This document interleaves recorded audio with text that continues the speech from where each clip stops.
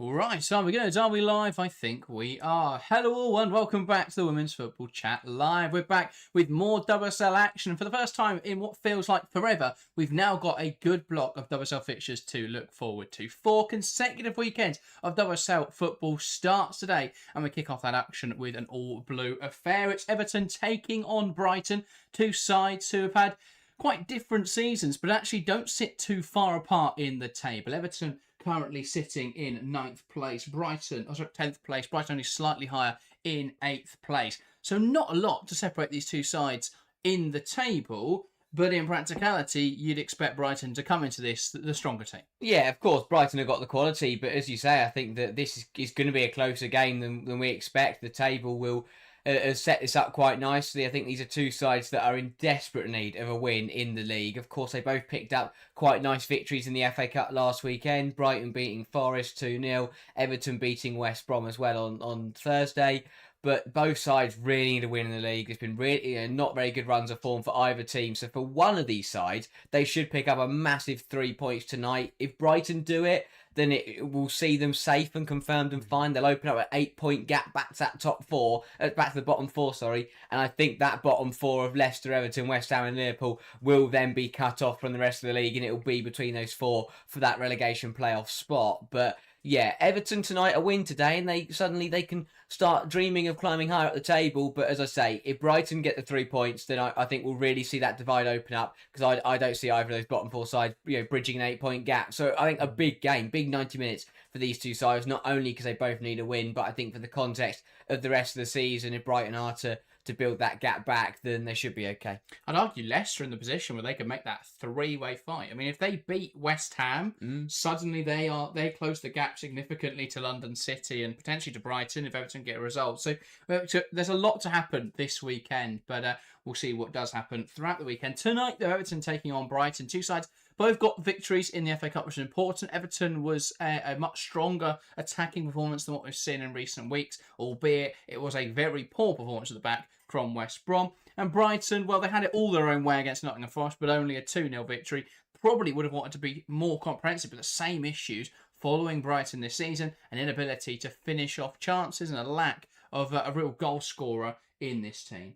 Let's take a look then at the lineups. Well, firstly, welcome Shell, welcome Paul Hepton, welcome everyone else who's just hopping in to the live stream. But let's take a look at the lineups. We are at Goodison Park, the home of Everton women this season. And we'll start, of course, then with the hosts. A 4-4-2 or 4-2-3-1 for Everton today. In goal, Courtney Brosnan returns from a small knock to be the starting keeper. In the back four, Hannah Blundell gets her first start alongside Mace, Fernandez and Kitagawa. In the midfield, then, it looks like it'll be a pivot of Wheeler and Hayashi. On one wing, Mamiki. On the other, Tony Payne. In the 10, Rosa Van Gaal. And leading the line, Ornella Vignola. We never know what this Everton team is going to look like.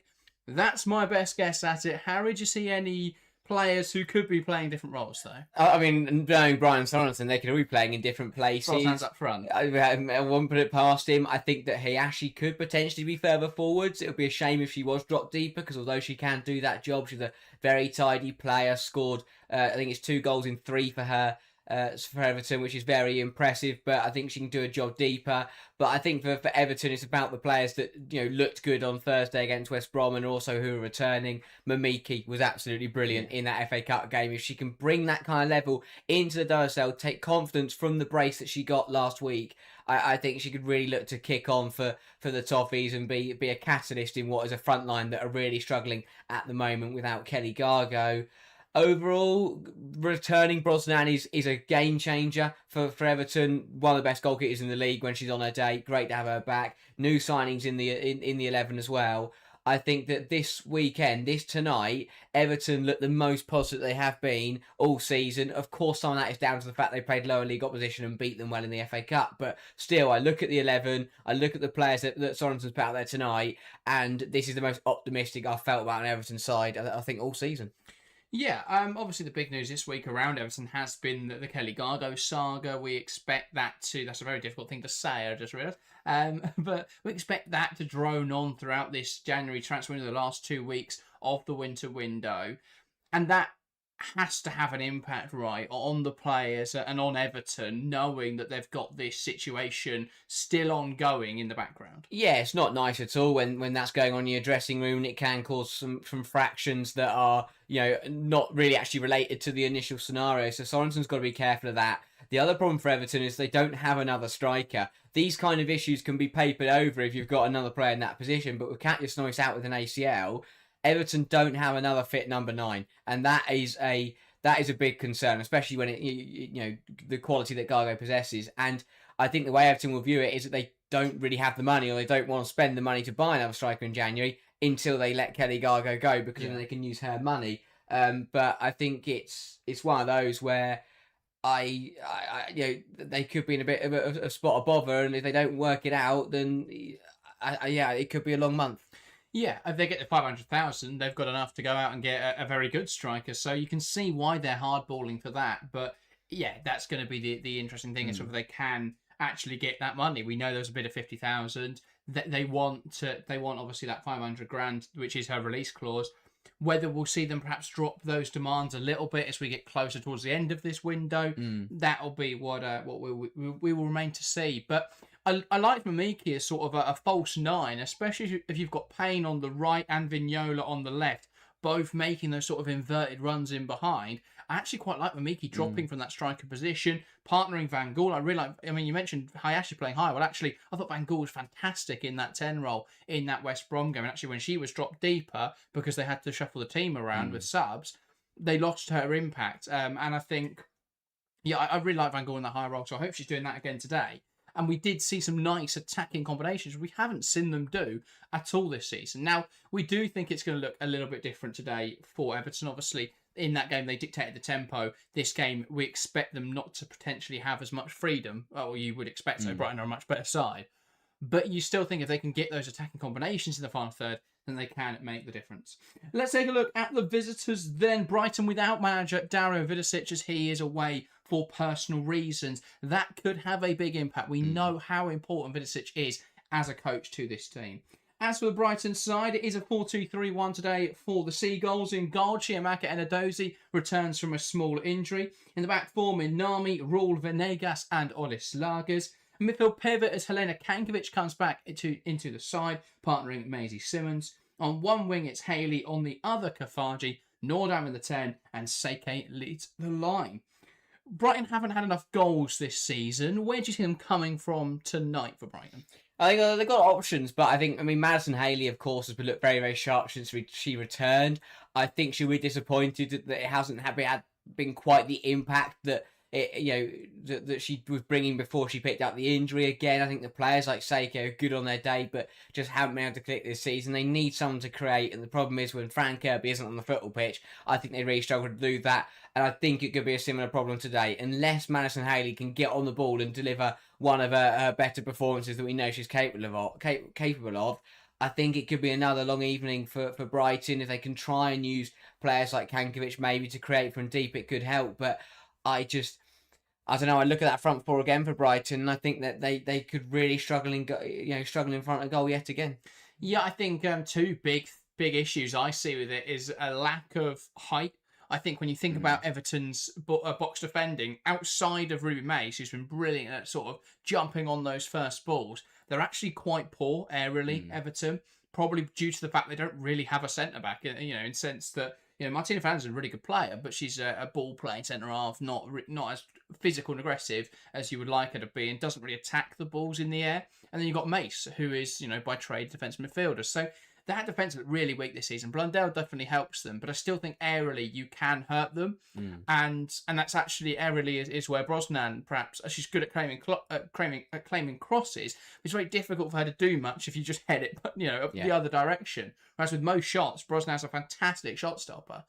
So I do think the lack of height will have an impact today for Brighton. It's a shame because think back to last season, Nikita Paris, despite her stature, brilliant header of the football. Fran Kirby obviously is still with Brighton, but with the ongoing transfer saga and a small injury for her, she's not in the squad today.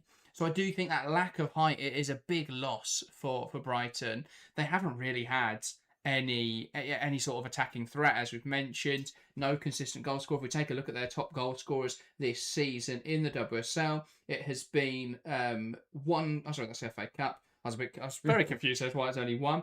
4 goals for Kiko Seike, 2 for Kirby, 2 for Olaslagas, 2 for Kafaji, and then 1 for Hay, Sonoda, Haley, and Pomey and Adjamang.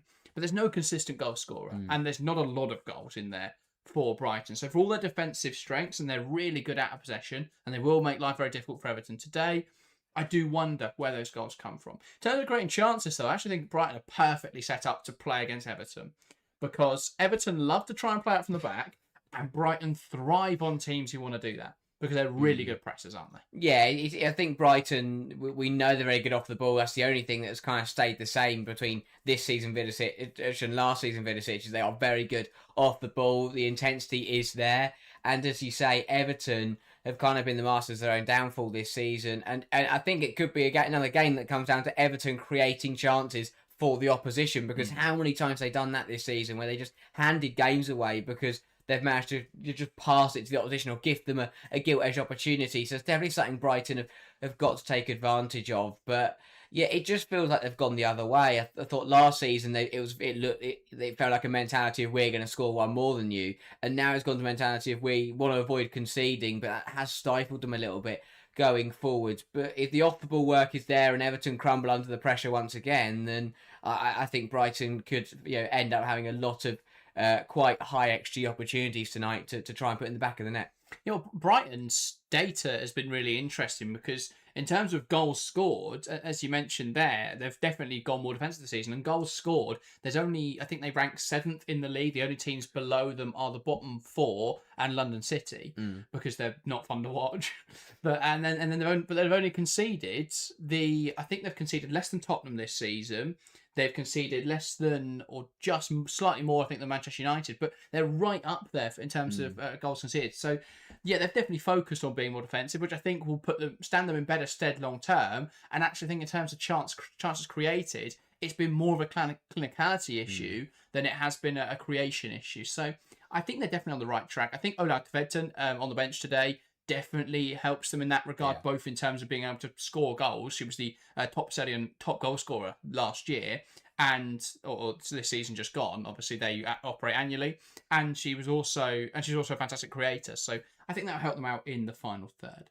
Players taking to the field then. So let's dive into predictions. If you're watching along, get involved in the live chat. Let us know your scoreline prediction. 23 votes in the poll in chat. 43% Everton, 48% Brighton. So incredibly close in there. But we'll start here in the studio, and we'll start with yourself, Harry. What is your prediction for today's game? Oh, it's a really tough one, because I really can't call it. I'm going to say a 2-2 draw. I think that Brighton will probably play the better stuff, but Everton going to get their first win at Goodison Park, and I think they will try and at least take a point from today. I will go for Everton goals to come from, I'll say Mamiki to keep her run going, and Tony Payne to finally get on the score sheet. And then Brighton goals will be, I'll say Kiko Seike to get her 5th of the season, and Tveden to be off the bench to level it for Brighton. I just think Everton will get it right tonight, and Brighton, although they'll still look good, and of course it is still the same ideas and principles that Vidicic brings, I think they'll miss that presence and that game-changing management that you see on the touchline. But yeah, I think it'll be an equal result. I think Chris Roberts will do enough to get Brighton a point on the board. But yeah, I'm going to say 2-2. Can't split them. Yeah, fair enough. For me, it's going to be 3-0, and I could flip a coin in which direction. That's how I'm feeling tonight. Someone's going to have a big win, and I'm just not 100% sure who. I am going to back Brighton, though. Everton's record at home this season has been abhorrent. They haven't won a match, which is really poor. So I think they'll obviously be keen to get to winning ways, but I think Brighton will want to take advantage of the fact that they've probably got the kindest game out of those midfield sides. And if they can win, they could put themselves 6th in the division, which is a huge motivation for Brighton. So I do think they'll win today. I think they'll win comfortably. I will say 3-0, and I will go for goals from Haley, Seike, and I'm going to go... Who takes penalties? Is it Kankovic or Simmons? I feel like it's one of those two. I'm going to say Kankovic, and I think it'll be a very comfortable win. It's definitely not because I've got Seike and Haley in my aerial fantasy team. I could do with some points. So, Yeah, I think they'll be comfortable this evening. Phil saying 2-1 to the Toffees, Nigel saying 2-1 Brighton, and Paul saying 3-1 Brighton. Already a range of predictions in the live chat. Phil saying Vignola, Van Gaal and Simmons with the goals in his 2-1 Everton win. Also saying, I fancy a first Goodison win for Everton tonight. Are PSG still trying to buy Gago for a Pokemon pencil case and half a Kit Kat? Yes, I think they may have raised the bid now to Merry Earps and a tenner. But that was rejected, unsurprisingly. But yes, we are about to get underway here at Goodison Park. It is Brighton who will get us started. The ball knocked back by Haley, and we're underway in this first WSL match of game week 13 as Everton take on Brighton. Everton searching for their first home victory of the season. Brighton looking to get back to winning ways. A pass inside now from Nordam into Simmons, and Brighton switching from right to left. Kankovic. Nice pass through the lines into Kafaji. Nowhere to go, though. And turned over quickly, and Everton in possession. And they lose it just as quickly as they gain it. Good pressure from Vignola, though. Does force Brighton backwards, but she'd peel back from an offside position. So it will be a free kick for the travelling Seagulls. Switch the play now out to the right-hand side from Kankovic. Here's Seike. Can she correct something here? Not a bad delivery from Kiko Seike. Cleared away before it can reach Haley, though. And Everton now will look to spring forward on the attack. Here is Mamiki playing it in behind. Looks for the run now of Claire Wheeler, who's done really well to get to this position. Rule comes across. Will force her wide. Wheeler now tries to go back to Kitagawa. A poor pass backwards, though. Hayashi, who's just dropped into a left centre-half position at the moment. Fernandez. Back to Brosnan, who splits the centre-halves. High off her line. Now Hikaru Kitagawa knocks it wide. Wheeler plays it in behind. Nice run from Vignola, who peels wide, gets away from Minami, takes aim, and that's a rash effort from Ornella Vignola. Yeah, not quite the strike that she was looking for, but a good play from Everton. I like that from Wheeler. First time ball down the line. Makes Rule commit. Vignola does well to sell the dummy to Minami and drop it onto her right foot. But yeah, the strike wasn't brilliant. Felt she could have taken that closer to goal. The initial shift inside to sell Minami was really, really good and very tidy, but I'm not sure she needed to take the strike on as quickly as she did. Yeah, indeed. Enadozi now out towards the left-hand side. Venegas tries to play it straight into Haley. One back well, though, by Everton. And great pressure here from Brighton, but Fernandez lashes it all the way through to Enadozi, who had to shuffle back with some haste there to win back the ball. They're now out into Manuela Venegas. Enadozi. Who can she find with the pass? Goes out to the right-hand side. Here's Minami. And now Simmons, who plays it into Kiko Seike. Nordam. Into Kankovic. Venegas now looks to play it in behind. Important challenge from Ruby Mace. Else Madison Haley was in behind, and Blundell there hitting one of the home supporters with her little dinked clearance into the stand. Venegas carrying it forwards well, shifts it wide. That's over here, and it won't be kept in by Olaslag, as that's an Everton throw. Yeah, game started as we expected, really. It is going to be one of those close games that really goes either way, and both sides enjoying a good start. First goals will be massive. It feels like whichever side can get that opener will eventually get on top. But I say that, I could easily see Everton taking the lead and then letting it slip. I just think it's going to be one of those really tight games that we never really know which way it's going to go, at any point. Yeah, absolutely. Kankovic being forced backwards. Payne wins it back, but can't keep hold of the ball. Venegas. Nice pass through the lines. Kafaji bounces it back. Shifts into Nordam now. And here's Seike holding the width well. Back inside to Nordam. Rule, who's supporting the attack. Seike gets around Kitagawa. Ball across the box. Headed away by Wheeler at the front post. Rule, that's not a good ball into the box. And they'll look to spring forwards quickly here, Everton. Vignola now. And she'll be forced backwards well by Charlize Rule. And Everton into settled possession. You do think Brighton are just lacking something in the final third. Every time they come forwards, there's a lack of decisiveness, a lack of even chance creation as well. I think if they can get Haley on the ball, they can create a lot of chances. But at the moment, she has just been snuffed out every time. Minami into Rule. Plays it into Simmons. Vignola frustrated there. Felt that had gone out of play. Didn't look like it was anywhere near the edge of the pitch. Olaslagas, Haley, good hold up. Now Kafaji. And a free kick given. And Brighton not happy because they still had the ball. Yeah, aggressive from Mace. Not really sure Kafaji was going anywhere. I think she'll take the free kick. And an opportunity to try and put Everton's penalty area under a bit of pressure. Yeah, Kafaji was the biggest complainant there, but she was the player that stopped on the ball. And Haley just brought down. You already feel a bit of a battle brewing between Madison Haley and Ruby Mace in there. Kankovic into Rule.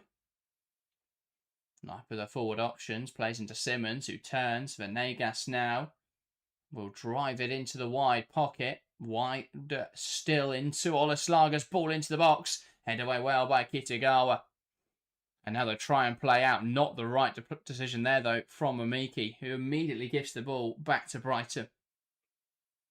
Here's Venegas. Knocks it wide into Olaslagas. Need some support here. Olaslagas goes back to Kankovic. Kafaji now.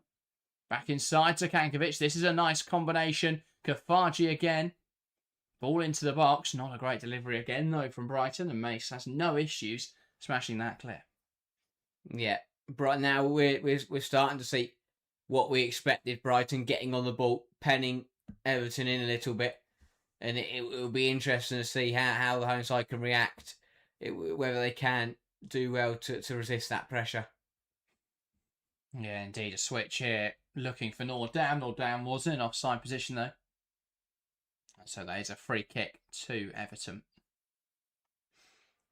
Very frantic start here. Everton actually look a little more direct than we've seen them most this season. Hayashi into Mace. Looks just to clip it forwards. Venegas wins that. And Wheeler turns it over. Blundell goes back to Brosnan. Nordam now looking to force the press back out to the right-hand side. Mace turns away from Haley. Blundell. Wheeler. Back to Blundell. Venegas does well there. Up against Tony Payne to win back the ball. And now a switch out towards the right-hand side. That's slightly overhit for Raw, but she will get there. Works hard the right back. Now looking for a pass. Opts to go backwards. Minami. Kankovic. Simmons. Kankovic again. Shrugs off Vignola. Now does release it out towards the left-hand side. Blundell pokes it out of play before that can get to Olaslagas. Brighton just aren't very productive. They're quite slow on the ball, and you do just feel they're lacking someone in the final third to make something happen. Olaslagas again. Kankovic. Tries to go back to Olaslagas, but that's overhit. And now it's Venegas. They don't have that spark. They don't have that player that will be reliable and consistently put the ball in the back of the net. Last season, they were the most fun team to watch because they really lent into those transitions and their games were very end-to-end. But, yeah, I think, they've definitely this season, they've gone the Arsenal way, haven't they? Of just being a lot calmer on the ball, a lot slower, a bit more methodical. But they don't really have, quite similar to us actually, they don't really have anyone to break that down, to penetrate in the final third. They don't really have a striker with the presence in the penalty area to make it work. Rule. Haley. Back to Rule. Still looking for the penetrating pass. Seike. Back to Charlie's Rule. And that's a misplaced pass back into Minami. Also, Zalem to West Ham on loan. Could be a good one, bit of help for Gorey. Yes, the London City revolving door continues as players just keep coming and going. But I can't say I'm massively surprised. Clearly not a player that was favoured at all. Clearly not a player they really needed. I wouldn't be surprised if Alana Kennedy followed suit, but they've got Maria Perez, so it's not like they've got no backups in there. Kumagai's going to play that higher role anyway now. So, yeah, they don't need her. Brighton, again, looking to progress. Kankovic, back to Rule, Nordam, and Minami. Now Simmons. Out towards the left-hand side with Venegas. Kafaji holds onto the ball. Venegas under pressure. And Minami wants to be a little more direct. Kitagawa, no issue heading that away. And Wheeler now carrying it forwards out towards the right-hand side. Brighton all of the ball, but yet to really do anything of note with it. Yeah, exactly that. I'd put a lot of money on the fact that they're into 3-figure passes, but they've gone nowhere with it. A lot of it just happening in the central area in the middle third of the pitch. Yeah, 45 passes, so you would be out of your money, but they've not had a shot yet, despite having 69% of the ball. I have lost my money. That isn't great, but yeah, no, they're completely skinned. They've just not done enough with it. Yeah, Venegas again. I mean, eventually, maybe Everton tire out and those gaps emerge. I like what they're doing now, dropping a little bit deeper, inviting Everton onto press, because that will create the space in behind, if they can now move it quickly. Minami plays it through. That's one back by Wheeler, and Everton can look to use this now. Vignola. Intercepted by Seike. Simmons, who was brought down. That's given us a free kick. And Van Gaal just caught her there. Yeah, very late one. But I have to say, I think what it looks like we're watching is 22 players who aren't on their toes. In terms of no one looks ready to, bounce. No one looks like they're buzzing and constantly moving and trying to make things happen and be positive on either side at the moment. Yeah, Seike. That's the right sort of idea. Brosnan off the line. Well, just look to play it in behind. Curve that ball in behind to match the run of Nordam. But Brosnan, quick off her line, came and claimed it. Mace. Brosnan. Now wide to Blundell. And she's picked off in there by Kafaji. Can they do something in the final third here, Brighton? Kafaji still battling away. Then tries to just... that was a very weird moment for Kafaji there. She tries to go out wide, it stopped, but she gets the rub of the green, she gets the ball back. And rather than driving inside where the space is, she runs back into the player she's just lost it from. Yeah. Decision making once again. There was no way she was ever going to get through there. I get what she's trying to do, go on the side where they're not expecting it, but you're never going to get through two players. Does win a corner though. Can they do something here? We know Everton's organisation isn't always the best defensively. They take it short. Ola Slagers back to Kafaji. Good ball into a good area, headed away by Claire Wheeler. Or Martina Fernandez, sorry. Gets ahead to it, heads it over the bar. Important intervention that. Smart routine from Brighton. It won't work more than once, you wouldn't think, but it created a bit of confusion in the box. Yeah, don't mind that at all. That kind of whipped ball towards the far corner. Looks a bit like a shot as well. Might creep in if no one touches it, but mainly looking for an on-rushing player. Don't mind that at all. Indeed, again, gone short. Kafaji now to Ola Slagers, and she'll whip that ball in, blocked away by Wheeler, and it's Kafaji again. Nordam. Slight call there for offside. Ball in towards the penalty area, headed away. And it's Mamiki who will come away with possession now for Everton. Great challenge in there from Simmons, who tries to poke it forwards. And a battle there in midfield is won by Everton. It's Hayashi breaking down the left-hand side. Slips it in behind for Payne. But Enadozie, the sweeper keeper, off her line quickly and knocks it out of play. Yeah, sharp for Menendozi. And the flag has gone up, followed suit. Yeah, Payne had just not gone a little bit early, but had floated from the initial ball. Yeah, comfortably offside. Right idea, right ball though. In the channel from Hayashi. But Payne's just got to be more aware there. Rule. Forced backwards. Kankovic into Minami. Venegas. Tries to lift it forwards. And that's a miscued header in there. And it's Kafaji who picks up on the loose ball. Slagers. Inside now to Kankovic, who is happy to carry this forwards. There's no width. Rule just doesn't anticipate that there needs to be an option down the line. Does now lift it in behind. Seike's timed the run well. Will she get there? Not quite. Brilliant work from Courtney Brosnan off her line well and claimed it. But you can see there, Kankovic carries it forwards, looks to the right-hand side, and no one's there. Seike's made this narrow movement, which is smart, almost creates a chance in behind. But they need width on that side, Brighton. Yeah. And Minami jumping too quickly there. Seike, committing a foul on Hayashi.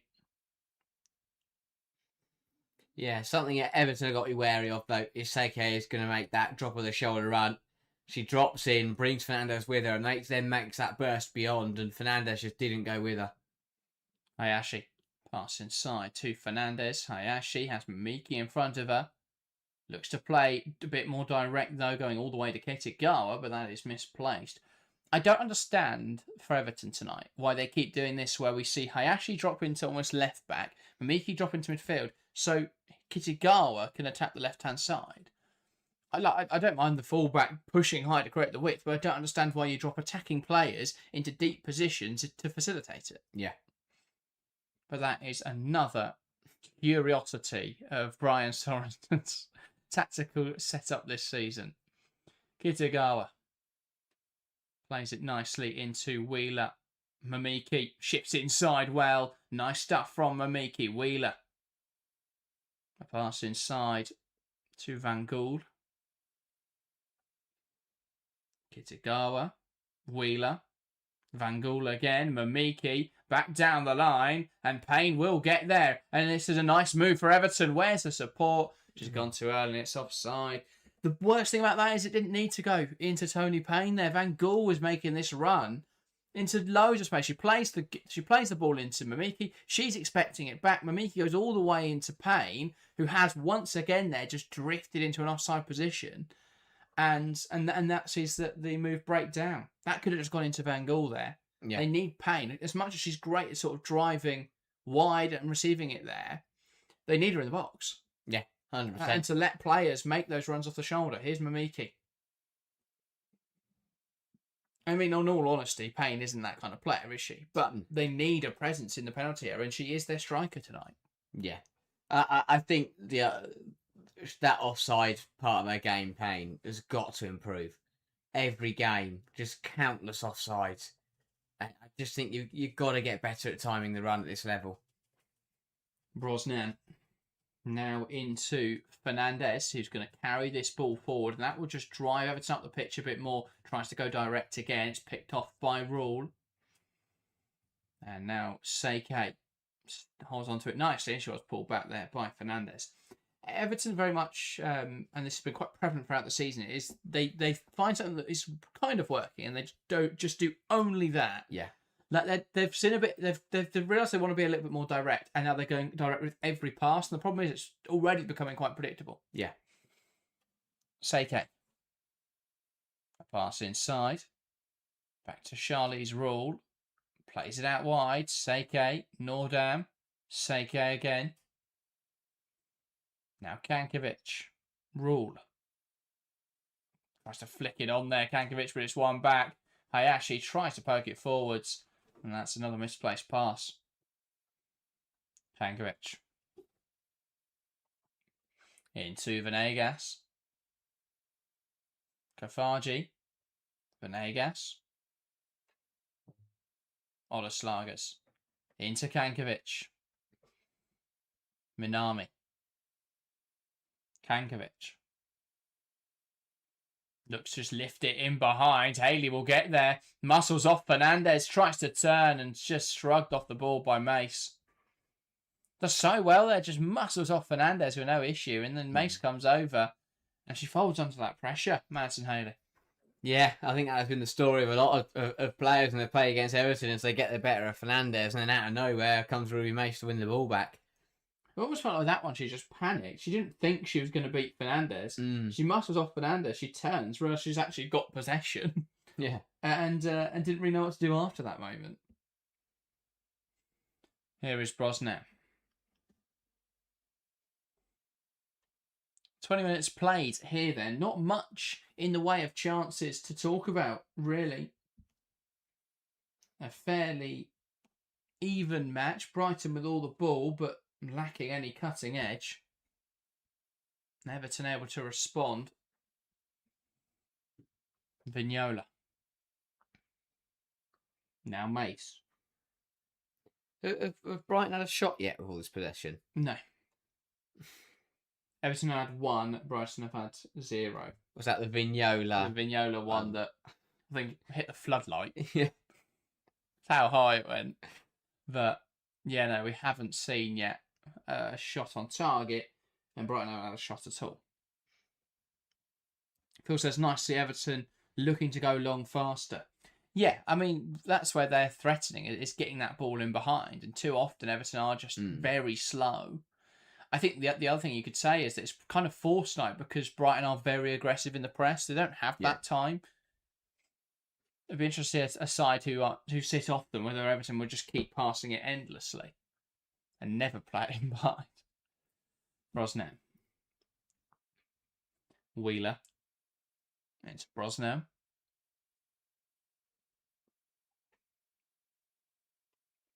Van Gaal. Payne picked off well. And that is a foul, and Kankovic not happy with that decision. It's unlucky. It's not intentional. I think she does catch Mimiki in the face, but I'm not sure she knows. Simmons. She runs into Olaslager's Mimiki. Yeah, she catches on the back of the head, which I don't think that knocks her into Olaslager. I think Mimiki has just fallen over. Yeah. She's fallen over and fallen forwards into Olaslager. Yeah. Yeah, I mean, it's a head injury. Stop it for that, but I don't think it was a foul. No. But yeah, I think Brighton they'll be content with the control they've had, but yeah, you've got to have a shot in a football. Yeah, you've got to shoot in football games. Yeah. Doing very well to make all these lovely passes and enjoy these strong periods of possession, but you don't get rewarded for it if you don't try and hit the target. Phil says, I'm still not over the fact we let Mace leave. Not sure I ever will be. Yeah, I mean, Arsenal could really do with a fantastic defensive midfielder who can dictate the tempo and could deputise a centre-back. Rather than play every minute at centre-half for Everton. Yeah. But she has been really good in that role this season. I don't think it's the best use of her skill set, but when she's the only Everton defender who's looked anything close to competent, what other option do they have right now? Yeah, no, exactly that. I think that even the players that are playing with her haven't looked too sharp. I think Blundell is going to be a good addition. She already looks a very decent addition. Yeah, she's dealt with Olaslagers quite well, I thought. I know Olaslagers isn't a winger by trade, but it's she still had a strong start to her first start in Everton colours. But yeah, it's been an interesting one so far. Interesting matchup between these two sides. I just want to see some action in front of goal. We haven't seen much yet. No, yeah, it's kind. I mean, you said how many goals? I said 4 goals. 2-2 draw. 3-0. You said 3-0. Everyone else was going for 2-1s, 3-1s. I tell you what, everyone would do well if we get any goals tonight. Yeah, because currently it's 1-0 on shots. So hopefully we see a bit more goalmouth action. Play to resume then. Mimiki is okay. Looks like she'll be fine to continue. That's good because I think although she hasn't really got on the ball today, it has looked pretty decent for Everton this season. Mimiki? Yeah. I thought she was really good against West Brom. I think I would have wanted to see more of her or more from her this season, but I don't think we've really seen her be put in positions to thrive. I remember London City hasn't game. had many starts either. She played well against London City. That's all I seem to remember. She scored a penalty. Oh, I thought she played well as well. But maybe I'm wrong. Yeah. I thought that was one of London City's better performances of the season. I just think in an Everton team where not many players have played anywhere near what I would refer to as good, she's done quite well. Yeah, I thought she was fantastic at Leicester. I would have wanted to see a bit more from her this season. Yuka Mimiki. Last week was really encouraging. If she can keep doing that, that's impressive. Payne, ball towards the back post. That's over here. But Everton showing signs of life in the final third. which we haven't really seen them do throughout this match yet. Yeah, it is a sign of life, but the problem is with Payne pulling wide here and being the player delivering the ball, you've got no one in the penalty area to aim for. And why cross it tonight? I don't know. Who in an Everton shirt is going to head the ball on the back of the net? Yeah. Because they haven't really got that presence. I'd rather you whip that across the face of goal, because the situation you get there is either that, the Brighton defenders deal with it well, which is the same situation you've just got, or they don't.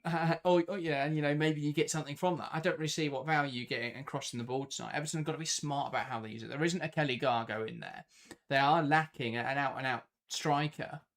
And Vignola can score goals. We've seen that this season. Yes, you can only score against Liverpool, but maybe it's like a red and purple thing. They look fairly similar. Maybe she'll find a goal. Anyway, Brighton coming forwards now. There was a foul in there. Referee plays advantage. He took a while to have a think about it. But Brighton are coming forwards now, and Seike actually wants to stop the game because it's a head injury for Madison Haley. I think Seike realising not only is that head injury, but also they're a player down in their attack. Yeah. She's got knocked into there, Haley. She shifted the ball on. Not sure why she's frustrated. No. That was given as a foul, and rightfully so. Hayashi caught her fairly wildly. Maybe a yellow card is what she's claiming. Yeah, it's not, but it's a foul. But the passing boot might have not helped either from Hayashi. But she's all right. Now she's holding her back. This is I do, and there was Hayashi was booked for that. It was late. It was late and it was hard, is what I thought. Yeah, I think she's a bit unlucky, to be honest. I don't think there's too much in that, and we've already had worse tackles today. I think that is a first on this show where I have backed the referee's decision and you have not. There we go, breaking records out here tonight. Ball in behind. Haley thinks she was dragged down there. Referee waves it away, and Mace now comes away with the ball. Looking at forward pass, goes down the line. And there's a strong challenge in there, and I'm not sure that was a foul from Rosa Van Gaal. But the referee has given it. There's just a lot of players in one space here, and Van Gaal goes in. I'm not sure why she needs to make that tackle, though, I have to say. Oh, I think it's for that, though. She catches Olafsnagers, that's a foul. And then she goes in. Yeah, that is a foul, to be fair. It's, good call from the ref. We're not hounding him out yet. No, he's doing quite well. We haven't got the famous Goodison Park boos. No. Ball in now. Not a bad delivery for Brighton. Strong contact from Fernandez. Kankovic recycles. Now Rule, who can turn, tries to make something happen. Good defending. Mace knocks it out of play. And that's a Brighton corner.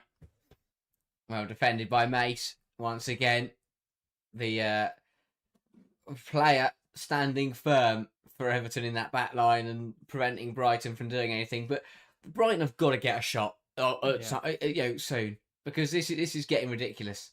27 minutes in, they've had all the ball. Someone's just got to have a go on goal, or even just start using these set pieces. Olafsnagers. What can she do? Ball in towards the front post. That's headed away without contest for Fernandez. Mace heads it down. Minami heads on. And there was a foul in there on Ruby Mace. That'll be a free kick to Everton. Phil says, Haley was great last season against Chelsea, but every other time I've seen her play, she's just hitting the deck. What's noticeable about that Chelsea game, though, is that she played up against Naomi Girma, who not only had she played with in the college system, I think, in the US, but also a player who wasn't as physical as the WSL, as the average WSL defender. That was her first game in the Women's Super League. Yeah. Wasn't really at the level in terms of her physicals. What you'll notice is that whenever she plays against, particularly someone like Mace, who's played in the WSL for a long time, she really struggles with the physicality. Fernandez slips over there. Haley jumps on it quickly. Here's Seike, who will take aim. And that not the most powerful of efforts. No issue for Brosnan, but it is a shot, and it's a shot on target for Brighton. Yeah, it is a shot. It wasn't caught well at all by Seike, and Haley 100% handballed it in the build-up, but it was a shot nonetheless. How they don't latch on this quicker? Oh, I have no idea. Fernandez falls up. I don't think that was a hand, to be fair.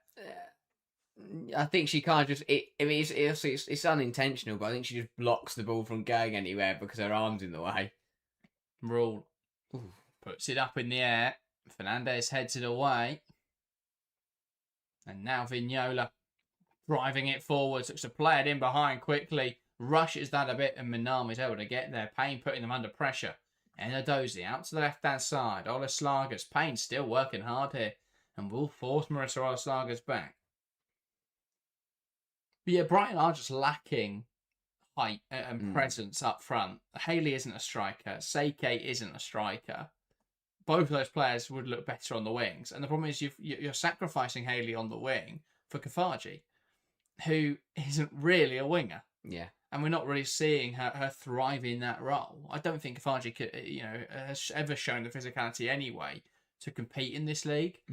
But, and I know the left winger for Brighton tucks in, but you want to see more from those wide attackers for Brighton. When Seike tucks in, you've got no width on the right, so it has to come from the left. Here is Mace. I have to say, I'm a little surprised we haven't seen Ola Kvetzen start tonight. Yeah. I thought they might just back her to start because she's a really good footballer. I know they didn't get her on in the Forest game, which I thought was a bit silly as well. Because if they had, maybe she could have started tonight. But there we go. I think as well, to be fair, the top Saudi season did end in November, so she's still building in her fitness. But I think once she is, available, I think she can make the difference.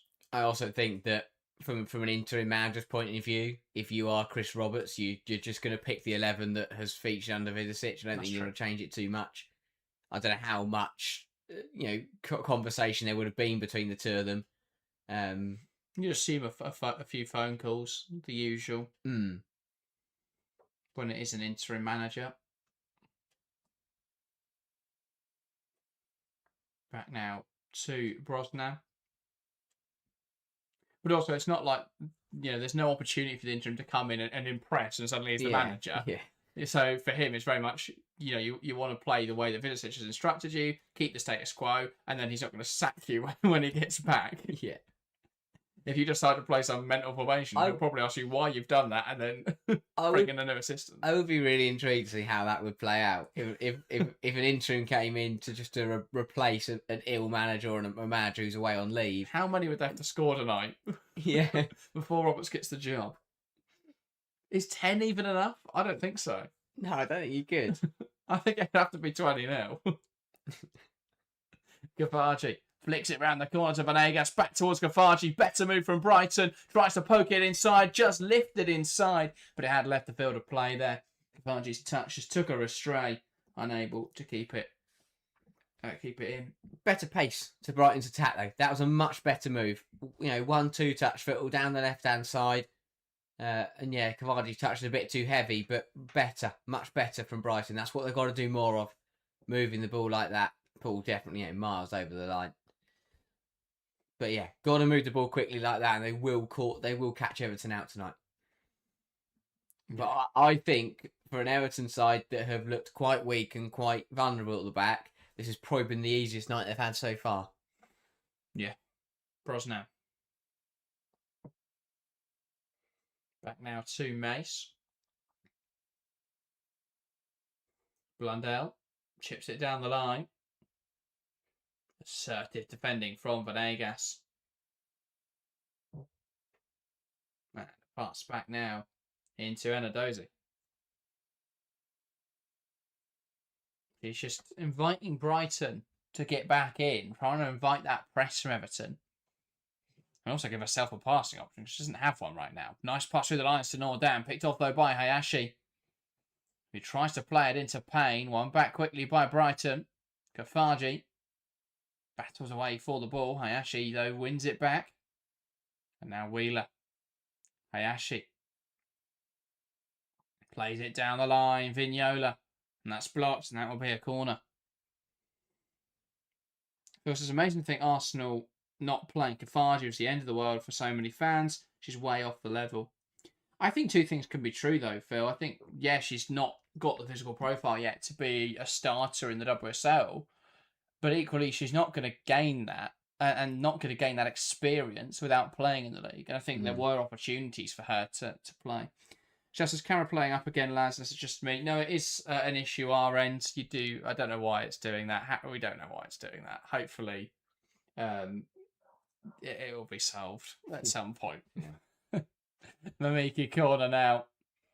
Ball into a good area, headed away by Rule. Here's Hayashi.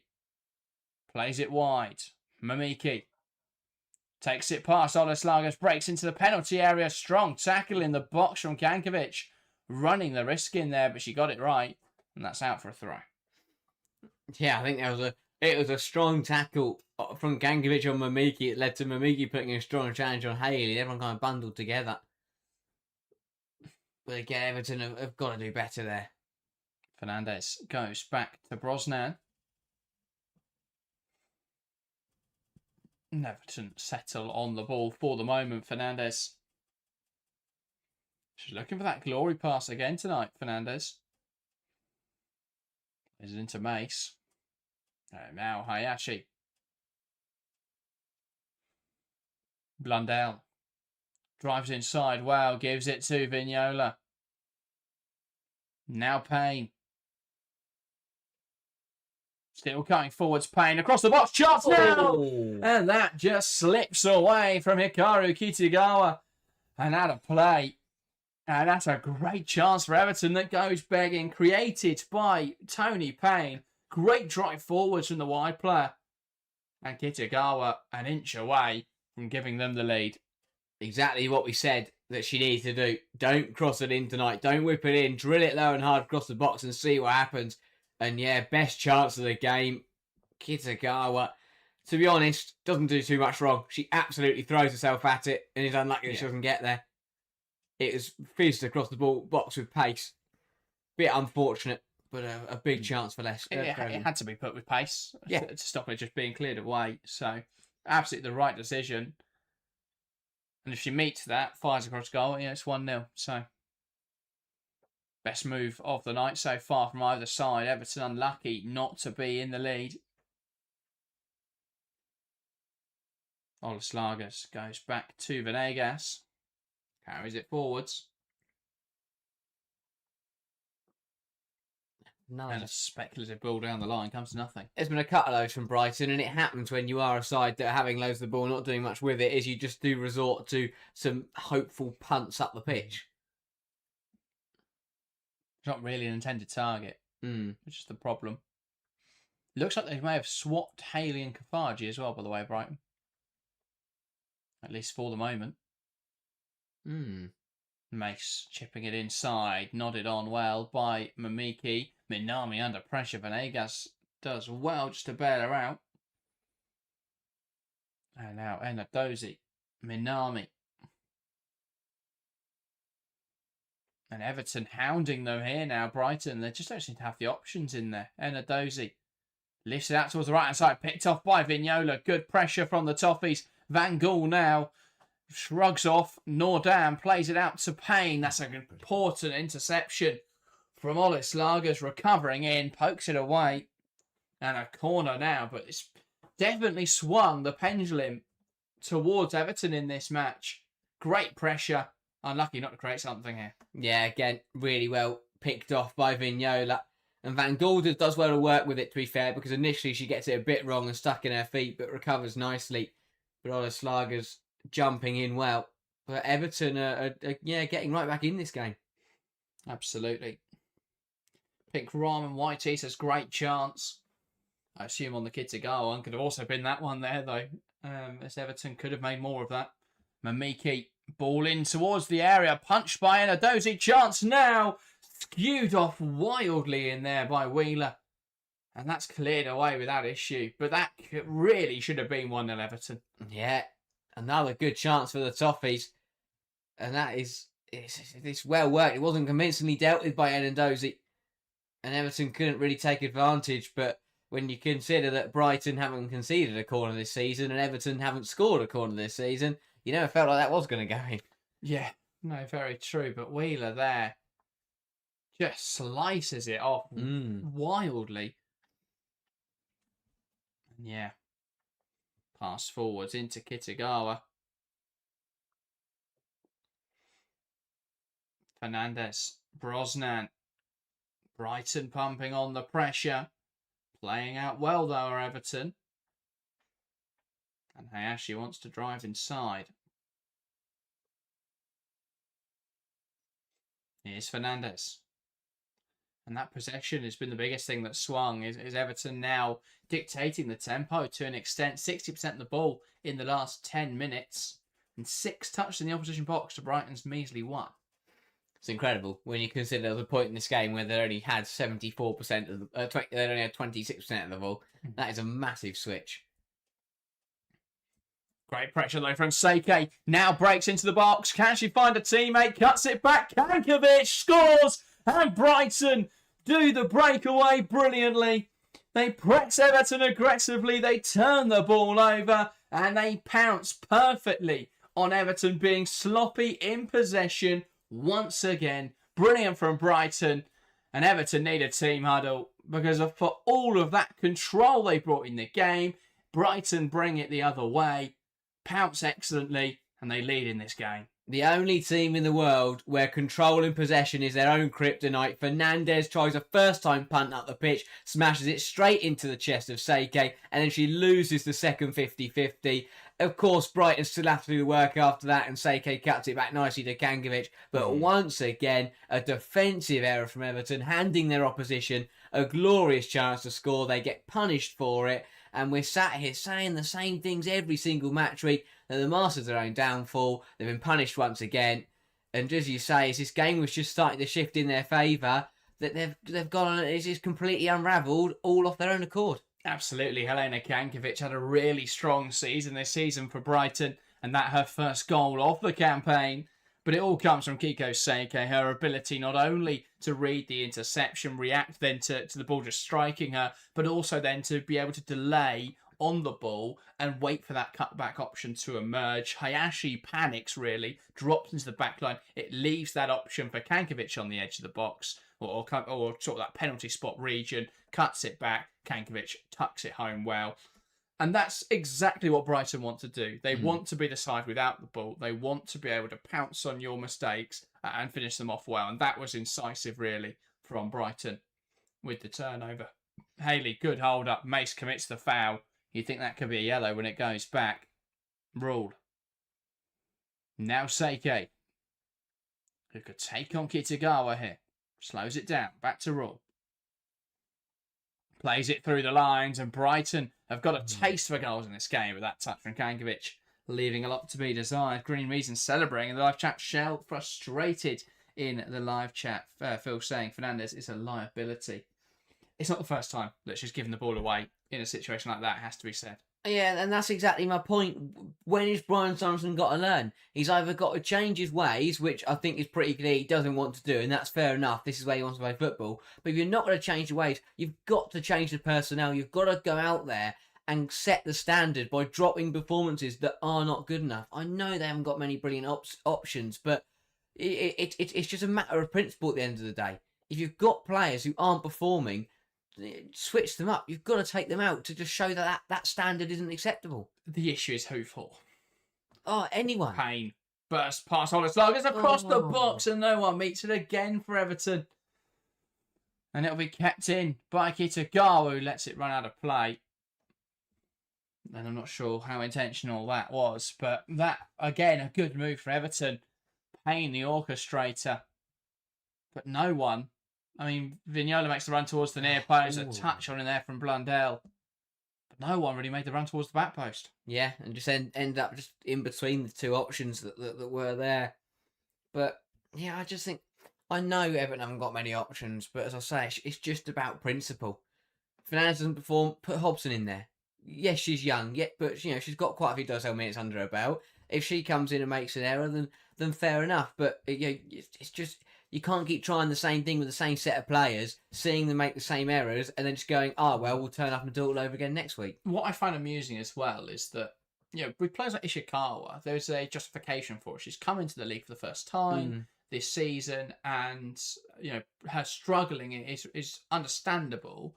And perhaps Sorensen and co not understanding her skill set, it's understandable. With Fernandes, she's a player who was there for the last 6 months of last season.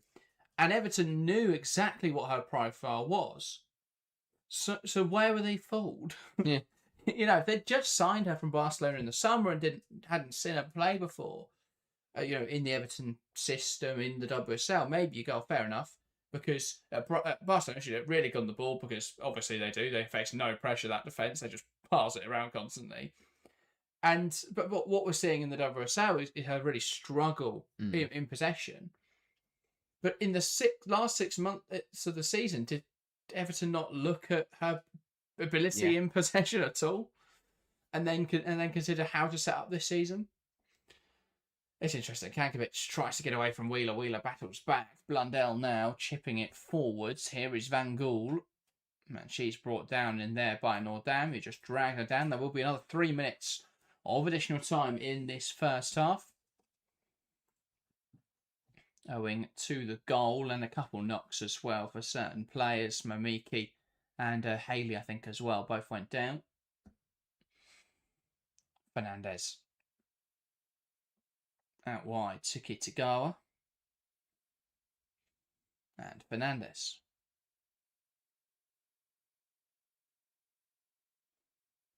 Here is Brosnan.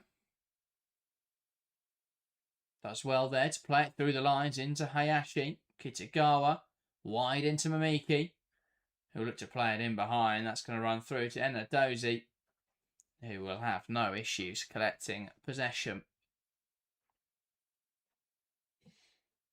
And once again, Everton are just forcing it now in behind. I like the fact they're more direct, but it is a bit too forced now. And against a goalkeeper as well. I know Brighton play a high line, but with how Enadozie comes off her line so effectively, it's difficult to get it right. Yeah.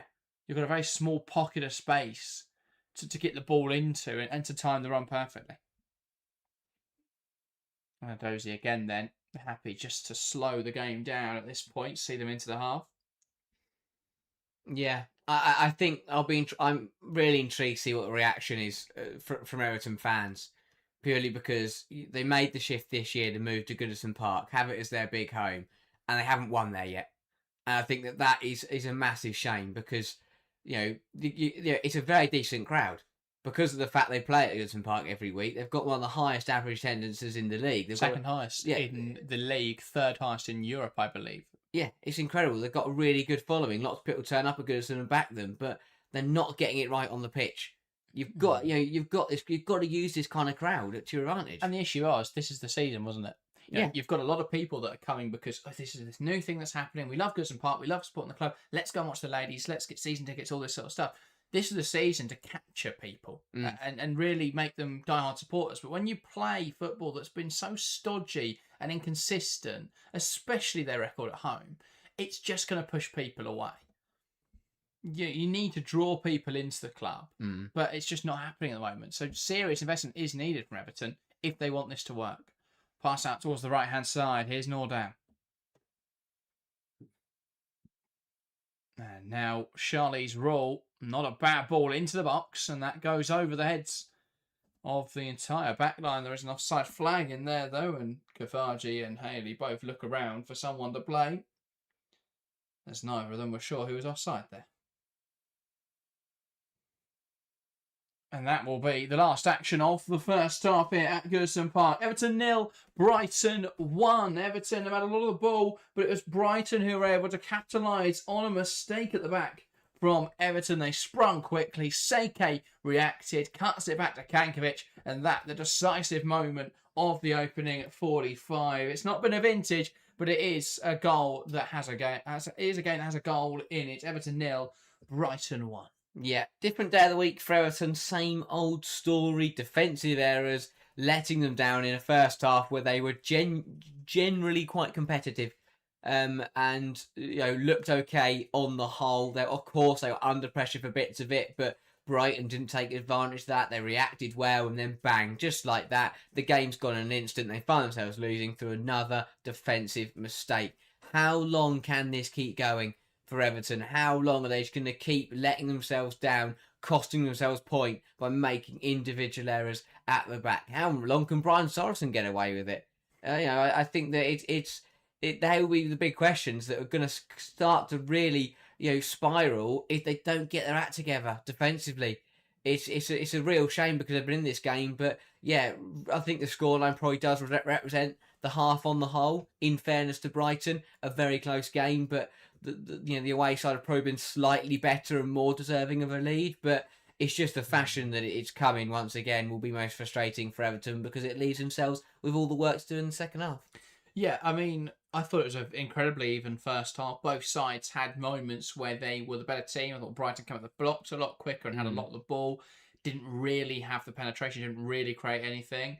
Everton then had a period which was significantly longer where they had a lot of possession, but and I think Everton's problem was less they couldn't create in the final third, less more that they couldn't finish in the final third. The amount of balls that have flashed across the face of goal from Tony Payne and ultimately resulted in nothing's been, quite frankly ridiculous. The fact they haven't been able to touch any of them and threaten the goalkeeper. But the big difference really for the two sides is that Brighton got one big opportunity really. Everton didn't get any. And they took that. Yeah. And that opportunity, as much as it was the Everton mistake which caused it, that mistake was forced by Brighton's pressure. And when they got that chance, they did take it. They've got the players who can be clinical in the final third. Outside of that, though, I mean, Everton have yet to have a shot on target. Both sides with 2 shots apiece. Brighton with 100% shot accuracy in this game. So that's not bad, but I think they would rather have taken a few more shots and put a few of them wide. But yeah, neither side has been incredibly impressive. It is, I think, the kindest way to say and summarise that first half. Yeah, I think it is just one of those where it's two sides that are down the bottom for a reason, and that reason has really showed in that first half. Neither side. I can't say Brighton are down the bottom. As this result stands, they'd be top half. Well, they are now, but before this they were 8th, and if they lost it, they could have been a bit of trouble. I just think both sides are struggling in front of goal desperately. They're missing their key players, as simple as that. Everton, of course, they're missing Kelly Gago. We won't see Kelly Gago feature for Everton once again, but they're missing a player of her quality or can come in and replace what she offers the team. Brighton, again, Paris leaving, didn't really replace. Kirby has obviously been out injured as well. That's 2 key players, and suddenly they look lost again. Adjumang injured as well. Of course, that was a big loss and has now returned to Arsenal. But yet these are 2 sides that lack attackers that are proven and consistent at this level. It's as simple as that, and that is the main reason why they're both struggling. I mean, Everton, Tony Payne, I believe, has scored 1 goal in 38 appearances. That's not good enough at this level. Yet she still starts every single game. It absolutely stuns me. And again, I know they've got injury problems and players being out for this, that, and the other, but it is just so confusing as to how the same 11 people keep getting put out there by Brian Sorensen, expecting a completely different result. I just find it absurd to me. I think the justification is what else they do. I don't think anyone on the pitch. Well, look at their bench tonight. Emily Ramsey. That's a goalkeeper. Izzy Hobson. Hobson, I rate Hobson highly, but she is an 18-year-old who was obviously out on loan for the first half of the season.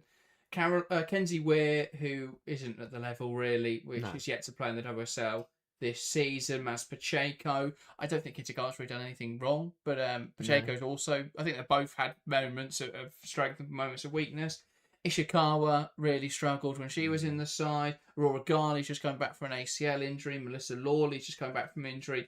And Ellie Jones is yet to play a WSL match. She's only 18 years old. So, in terms, I completely understand there is a frustration around the individuals that are starting for Everton right now.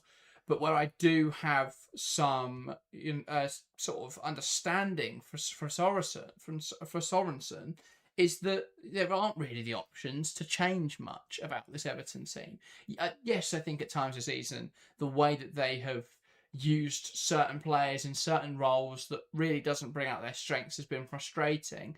But the squad isn't well constructed. And that does make it quite difficult. And actually tonight, the big, outside of Fernandez's big mistake, and that is, of course, a big mistake, outside of that, they've not actually been that bad.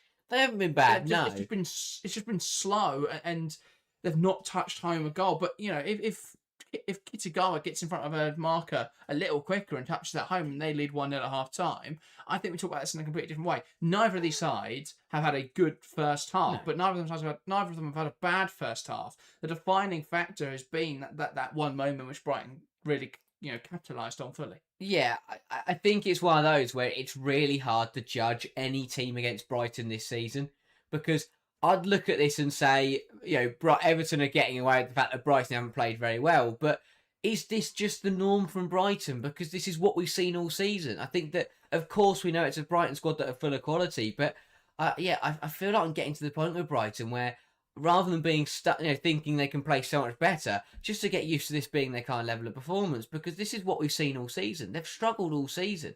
And I think, again, it's... I think it depends how you define struggled, because I think with they're missing a creator, and Frank Kirby's been out injured for most of the season, and they're missing a goal scorer. And Adjamain's been out injured, and she was missing a lot of big chances anyway, and Kirby's been out injured. And they're their big goal scorers. So, to an extent, I completely agree with you, but underlying data has Brighton 5th in the table based on expected points, ahead of Tottenham, who have been fantastic this season. Underlying data has Everton bottom of the league. That has got to be a concern for Brian Sorensen and for the Everton board. That's what has to be discussed over this January period, is actually, yes, they need players through the door and quick, but you can't say that they haven't been, incredibly poor to watch this season. They have been, absolutely. I think Everton have, and I think that again, it brings back, it highlights the two massive issues. One, of course, they need investment. Of course, they need players. But the second one for me is, as a manager, you have to understand the situation you're in. We said exactly the same about other sides. You cannot. With the players that Brian Sorensen has got at his disposal, I get that he wants to play possession football, but they're not good enough to do it. And you've got to adjust to your scenario. If you realise that your side aren't good enough in possession and you know you're not going to get the investment, you've got to do what gets results. Look what Rick Passmore has done with Leicester. I'm not saying be that defensive and be that slow, but just, you've got to change it up. You can't keep trying to force this way of playing if the players aren't good enough to do it. It's not unfathomable this weekend that Liverpool and West Ham take wins. Do you think that, because Everton was suddenly in a very precarious position, does that then put pressure on Brian Sorensen and potentially see him gone by Monday? Potentially so, and I think that will be the wrong decision. I think that's exactly how the Everton board would think, but they should sit there and go, we're in a bad position, we need to give our manager some players and something to work with. But I think they would just look for the easy answer, which is to just go, we're in trouble, so let's just get rid of the manager. Pink Ramen says, Kelly Gago is my favourite. Is anyone likely to splash out 500,000 for her? I think the problem is they're at an impasse now, because is there any return for Gago after the blows that both teams, and there's a problem with how Everton have handled this situation as well. But, we've seen Everton say, well, we're not selling her unless we get 500,000, but they've said she's not, we're happy to let her go. We've seen Kelly Gago come out in the media and say she wants to leave. We've seen her agent link to the media that apparently one of the coaches shouted at her and it was a bit abusive. Her agent, by the way, I do not trust him one bit. He was involved in the situation a few years ago between Diallo and Hamraoui, the PSG situation where one of the players paid to have one of the other players in the team beaten up. Don't trust that agent. No. He was involved in a lot of PSG dealings, so I don't trust him. But quite clearly, that relationship is broken down. Everton are now negotiating from a very weak point, because there's no international football this summer. No major international tournament this summer. So there's no desire really that Kelly Gago has to go somewhere to get minutes. She can quite happily not play football for the next 6 months. It's not an ideal situation for anyone involved, but she can do that. The problem for Everton now is they actually need to sell her, because there's no point having a player of Kelly Gago's calibre, but also a player of Kelly Gago's, someone like Kelly Gago who's one of their highest earners, not being in the team. So they're now in a very difficult negotiating position where, unless they drop it, I don't know if anyone's going to pay that money for her, because they know in the summer they'll be able to get her at probably a cheaper cost. Yeah, exactly that. They're stuck between a rock and a hard place because of their own doing. They can't back down now, because A, that puts you under pressure from any transfers, and B, the Everton board, they don't want to be looked in that way. They're not going to let that happen to them, and they won't take that blow to the balls. But I think it's one of they won't drop the price, but I don't think you're going to sell her if you do. It's such I think they will drop the price. I think they have to, and they're going to look like idiots. And then other people should go in and go, well, I want to buy this player, and look to really hurt them. I think it's been completely poorly managed, and it just sums up everything that is going wrong with the football club at the moment. I think there's a bit of naivety though. I think when we are now the 23rd of January and they haven't done anything yet outside of Blundell on loan, which is a good move to be fair. But that was one loanee left in Kate Robinson, and they brought in a loanee. Yeah. In that time they've lost Katja Snice as well to an injury. They've now lost Karen Holmgaard. She'll miss most of this year, it's expected. That's an ACL injury. That's horrible as well for her. But yeah, Everton are now in a position where we've got to the 23rd of Jan, and I don't think they've realised the situation. Leicester City, as much as their recruitment hasn't been incredibly fun, they have brought in a lot of players they needed. West Ham, while they haven't necessarily gone out and signed loads of people, they've brought in Rita Guarino, they've signed Estelle Cascarino on loan, and now they've just brought in Katie Zellum today. Liverpool have gone out and signed half of Scandinavia. Everton haven't done anything, and I do worry now that lack of activity, it goes one of two ways. Either they don't do anything in this January transfer window, and that puts them in a weak spot, or they're negotiating from a very weak position. They sign players that aren't a great fit, and they struggle because of it. I do worry now Everton are in a really tough position. And they invested a lot in the summer. To be in the position they're in now, it is a real problem. Yeah, exactly that. I think if it's the fact the board don't want to invest, then I think Sorensen's got to. I mean, of course, it's his job, so he probably wouldn't do it. It's easy to say from my position, but if the board refusing to invest, then I think he's got to threaten to walk. And if they are going to invest, then he's got to say goodbye is the problem, and then he doesn't have a job. I know that's the problem, but I think that's the situation he's in because he can't do his job properly with what he's got. If the board are willing to invest, they've got to get it right. As you say, they cannot afford to get it wrong, and they've got to go and bring in players. Don't bring in don't just sign everyone in one position. Go and get players you actually need. They're going to end up signing Cenk Tosun and Davy Klaassen, the female versions. Whole football club operates strangely. The men's are doing quite well at the moment. They take a leaf out of that book. Bring in, who's the female equivalent of David Moyes? I think it's Brian Sorensen at times, but I just think I think the problem with Everton, I think their biggest problem is that they're not like every other club, where I think the blame lies in lots of different areas. Usually with a lot of clubs you can go, well, it's down to this factor or this factor. But I think the blame lies everywhere. The board haven't invested enough. Sorensen hasn't worked well with what he has got, and now he's trying to do something that isn't possible with the squad that he has available. The players' performances have not been good enough, and it is all coming together to be in a very, very poor scenario for them. If it wasn't for how poor Liverpool and West Ham have been so far this season, Everton would be plumb last by a mile. And I think come the end of the season, they could be, if Liverpool and West Ham, if they're the way they've acted on paper, if that translates to the pitch, and then Everton could be in big trouble. Phil says Everton should just wait until the summer and start again. No threat this season, should just take the hit and start again in a more favourable market. I don't know. Is there no threat though, Phil? Is there no threat that they get to the end of the season and they are sat bottom of the division and they end up playing that playoff game against a side like Bristol City, who will be desperate to get up, a side like Newcastle, desperate to get up, a side like Birmingham, who are desperate to get up? They come into if they go into that game with a season where they have been really poor, I think there's a chance the WSL2 side, especially if it's someone like a Birmingham. Look at their business this window. Asota Miyagawa, I always get the name of Landheimer. But yeah, they've brought in players. They broke the record transfer for a Damallsvenskan player. Yeah. Now, of course, I think that has probably been shattered recently by Ellen Vangerheim, but that was an undisclosed fee. But at least publicly, they've broken that record. So there's a clear statement of intent there. And I think that would be a very difficult match if they were to meet someone like that. If they were to meet a Bristol City. That would be a very difficult game. So there is still that jeopardy.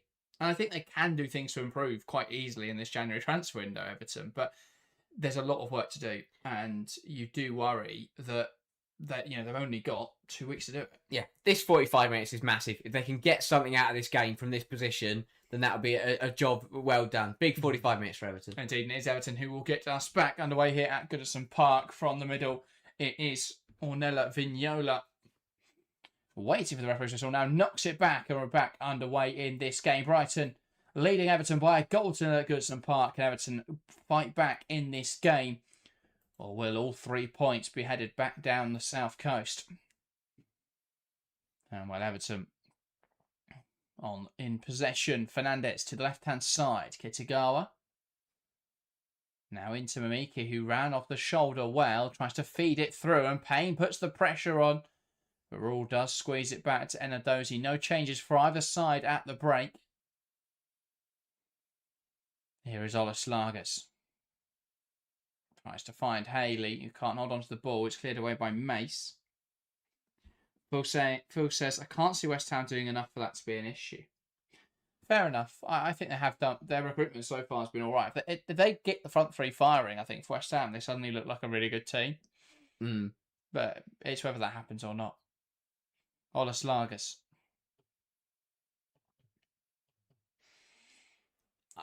I think this weekend is a big one because not only because of this game tonight, but Leicester facing West Ham will be very telling. And I think Liverpool got a great opportunity, even though they don't beat Tottenham, it's just a good opportunity to show the quality they have got. Sake gearing up for a shot. Nordam. Rule. Back to Nordam. Ball into the box, bounces through. Fernandez doesn't clear it away. Sake struck now, and Simmons sends that over the bar. Yeah, not a brilliant strike from Simmons. Decent play from Brighton. Mamiki completely misreads this cross, and Fernandez, for the second time tonight, passes it straight to Kiko Sake. Lays it back to Simmons, though. Simmons, that is a wild, wild effort. Yeah. Not quite what she was looking to do with it. Looking for the far corner. Closer to going out for a throw, I think. Ball sent long. Manami wins the header. Touchdown now into Van Gaal. And Blundell looks to play it in behind. Payne tries to make the off the shoulder and catches Venegas, and that will be a Brighton free kick. And Manuel Venegas not happy with that challenge. Yeah, unnecessary from Payne. Just carries on running. To be fair, Venegas runs across her. There's not too much she can do there. It is a foul, of course.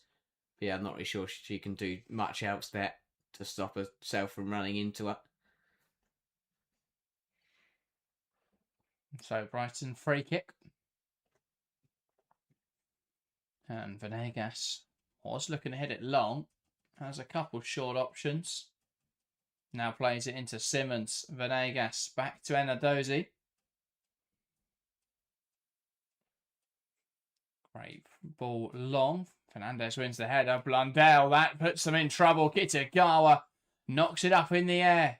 Blundell touches it down. Hayashi, bit of a messy pass, but Brosnan will do well. Hayashi, now Kitagawa.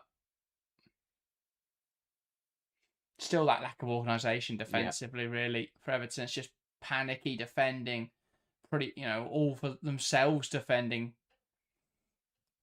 Foul there as Rule brings down Vignola. But yeah, this weekend absolutely has huge ramifications for that. Fight at the bottom of the table, Leicester West Ham, the game that's most important. If West Ham win that, I think suddenly that puts Leicester in a bit of or a much more difficult position, and it puts West Ham in a much stronger position. If Leicester win that, they're all but safe. Well, I mean, there's still a long way to go, but they put themselves in a really good position to be safe. And it put West Ham in a very precarious spot. Blundell. Forced backwards now. Mace. Tries to play the pass through the lines. Picked off by Simmons. Kafaji. Simmons. Kankovic. Back inside now to Simmons. Out towards the right-hand side. Rule. Shifts it wide. Sake across the box. And a good claim from Brosnan.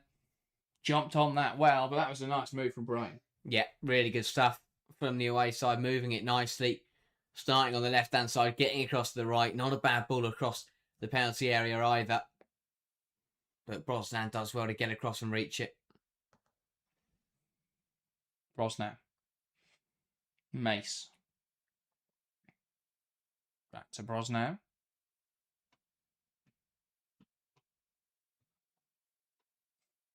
Fernandez into Hikaru Kitagawa. And that ball in behind will run through to Minami. He knocks it back to Enadozi. Picked off by Payne. Great chance. Takes aim. Brilliant recovery from Enadozi. A poor pass, but she gets back in there well. And that's really good goalkeeping to make up for the error. But how did Everton not capitalise? Tony Payne. It just feels like she's never going to score again. The ball is played to her perfectly by Ndozi, and to give Tony Payne her credit, she does well to keep calm and at least put it on target and force Ndozi to make the save. But got to put more on it and try and get some lift on it. Make it difficult for Ndozi. It's a good recovery, of course, by the Brighton goalkeeper. And as I say, Payne does well to at least not skew it wide or scuff it. Gets it on the target. But a good save, Ndozi. Well recovered. Big chance though again for Everton. Corner now. Hung up in the box. Punched away by Chiamaka Enadozi. And that's now cleared by Brighton. And back from Blundell to Brosnan. Back to Blundell. Pass inside from Mamiki. And now out wide again to Payne and Wheeler. Payne plays it in behind Payne. And I don't mind that pass, but it doesn't find its intended target. Looking to slip Van Gaal in behind. And Enadozi goes long. Haley can't win the header. And it's back now to Maith. Fernandez.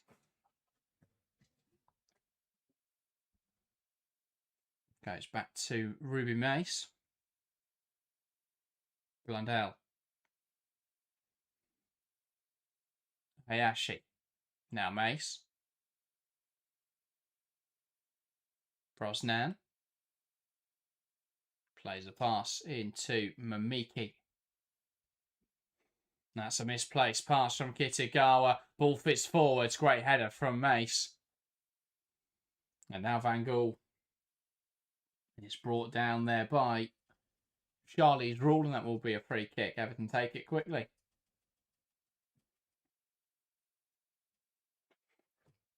Kitagawa. Back to Fernandez. Feels as I want to see Lehman and Williams. Could be a great throwback front two, like the 80s. What's going on about the 80s, Phil? But yeah, Lehman and Williams would be an interesting combination. Didn't think I'd ever see those two play on the same team. No, true. I can't wait to see how Rick Parsons is going to get that to work. Kankovic, Nordam into Seike. And Everton a little exposed here. Seike needs support. Lifts it into the box. Headed away by Blundell. Chance now! And Kankovic probably should have done better with that. Pushed back or headed back down to her in a good position. She almost passed it back to Brosnan with her shot.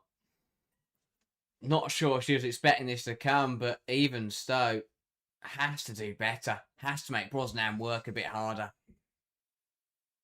It's another clearance from Everton that has just gone straight to a Brighton player. Indeed it has. And Seike did well here, waiting for Kankovic to overlap, then put the ball into the box. Kankovic was in a great position after Blundell headed it down. Probably should have squared it. Yeah, probably should have. I'm not really sure why Blundell's followed her here. If she sticks in line with the rest of the back line, then Gavardi should be 3 yards offside. She drops back to win the header, doesn't she? Yeah, I know. Yeah, but... Olaslagas, Kankovic. I think more why'd you head across goal? Oh, yeah, of course, the header's wrong, but I just think if she's up with her Fernandez, Gavardi's also got to be 3 yards deeper. Because if not, she's miles offside. I think it's been a difficult one for Blundell, of course, as expected. You know, it's her first start since April, May 2025. It's been a while, so understandably, you know, I'm not expecting her to come in and be brilliant, but yeah, got away with one there. So I'm just looking for her last start. It doesn't have it on football. Let's go. Here is Brosnan. Mace. Back to Brosnan.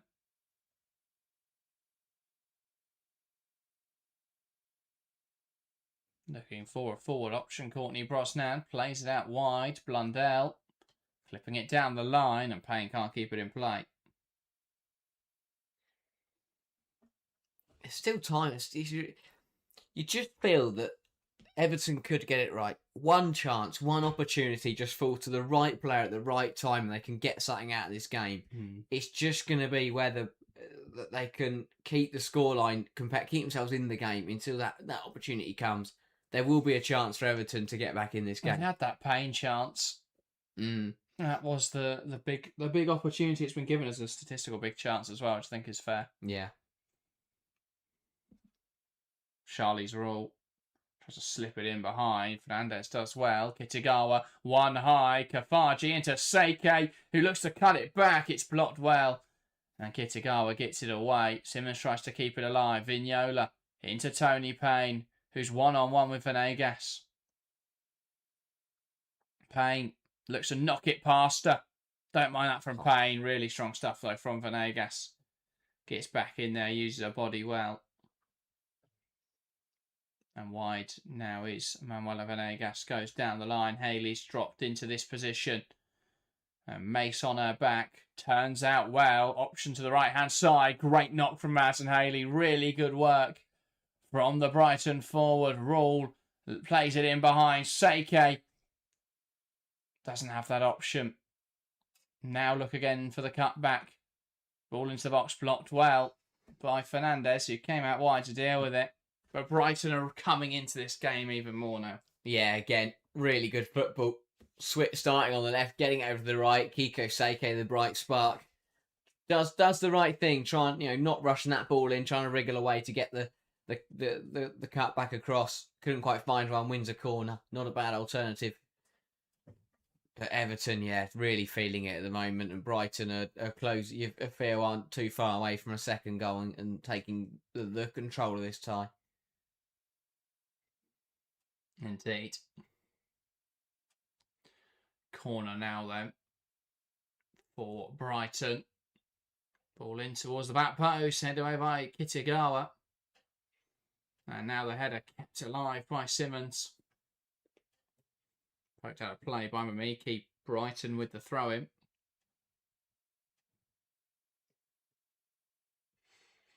And they'll just take a moment to restructure here, Brighton.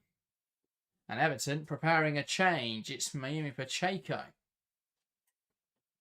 who will be their first substitution. I mean, does that change them much in attacking areas? That was weak from Brighton there. Kafaji annoyed with herself. Misplaced pass. I think it's one of those where unless they can get the ball to Pacheco in high areas, it's not really going to help them and going forwards. And I think it's going to make them look weaker defensively. It's an interesting change. I mean, Lesh is coming on as one of the wingers potentially. I think it's definitely a job she could do because she's great going forwards and is a bit of a liability defensively. You put her on the wing and she hasn't got to worry about that, defensive action too much. Brosnan under pressure. Fernandez is really under pressure now. Squeezes it wide to Kitagawa. Hayashi forced backwards. They're right under the cosh here, Everton. And they just cleared their lines. Great hold up from Vignola. Needs support. Blundell now, who delays well. Out to the right-hand side. Payne has space. Can she be decisive? Touch is poor. Does fall to Claire Wheeler, though. Payne again. Drives wide, and that's blocked well. And thought it was given as a goal kick there. Yeah. I came back into Payne, sorry, yeah. That's a good call. I think that sums up Payne's night again. Tries to beat Olis Slagers. It's not a bad turn of pace, but the fullback matches up, fires the cross into the box, and it just cannons off Olis Slagers and back onto the forward. Another difficult 60 minutes so far for Tony Payne. Lifted forwards by Anna Dozy. Wheeler. Here is Mamiki. And that will run through to Anadozi. Garley and Lawley are the two I'm really looking at now for Everton. How many minutes have they got in the tank? They both played quite a bit against West Brom. I think you've got to try and get them on as soon as you can, really. Yeah, mate, I think as they do Pacheco 60, they look at 65, 70 for those two. I think the one thing they can't afford to do is concede. No. If it's a goal in it, there's every chance they can nick that right up to the 90. I think if Brighton get another, the game's done. Ola Slagers. Good touch, can drive inside. Ball is just slightly behind her, though. That makes it difficult. Plays back to Kankovic. Now Ola Slagers across to Minami. Venegas. Kankovic, who's pulled wide. Inside now to Ola Slagers. Haley, brilliant turn. Still battling away for it, Madison Haley, who takes aim, and that's a wayward effort.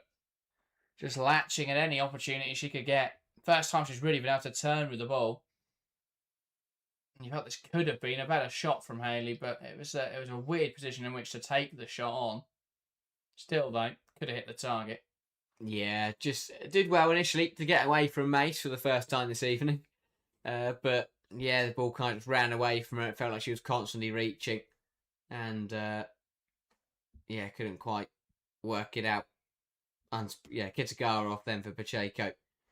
I'm intrigued to see whether that can offer anything for Everton. Vignola. Hayashi. Pass inside now to Ornella Vignola. Knocks it wide. Blundell keeps it in play.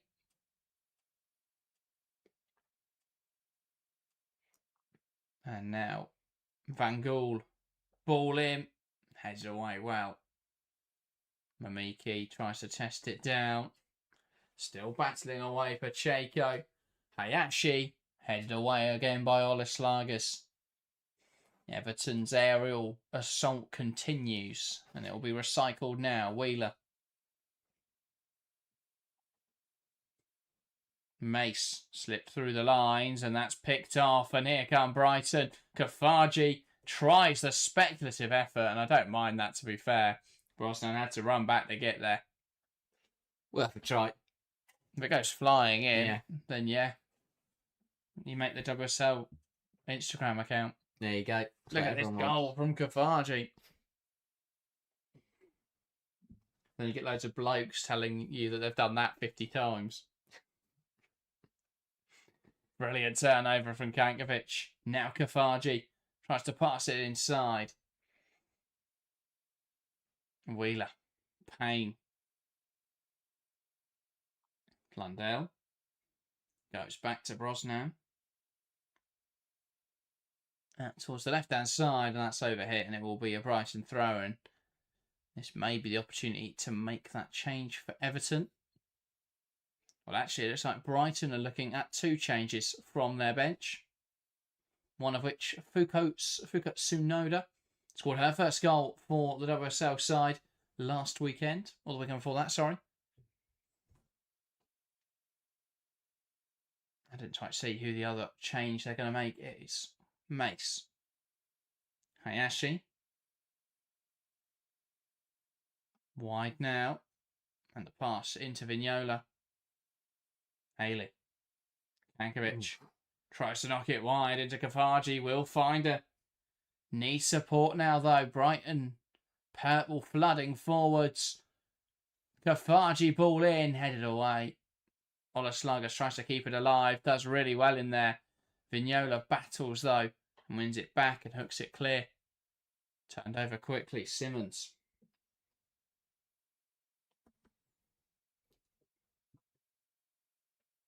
Everton are fighting. You can't fault that. Brighton, though, they just look dangerous every time they come forwards. Kankovic. Lovely turn from Haley. Can she do something with this? It's blocked, and Brosnan pounces on it. And that was the best turn of this game from Madison Haley. Created the space for the shot, and you would have hoped that would have been a better effort. Just spins Mace well. Just needs to hit it earlier on that left foot. Yeah. The extra touch. The turn's brilliant, and then there needs to hit it. Rather than knock it forwards with the right foot, just needs to hit it. It's the touch that sort of takes it even wider from goal. Yeah. brilliant turn. Yeah, she struggled to get away from Mace, but that was a piece of quality, but just couldn't apply the finish. Game's still rather open, but you have to say it looks more likely Brighton add to their advantage than Everton level. Venegas. Now Simmons. Outside of that Payne chance, there's not really been anything clear-cut for Everton in this game. 3 shots total. Ooh. 1 on target. Brighton, for reference, 7 with 4 on target. Definitely being better in this second half, Brighton.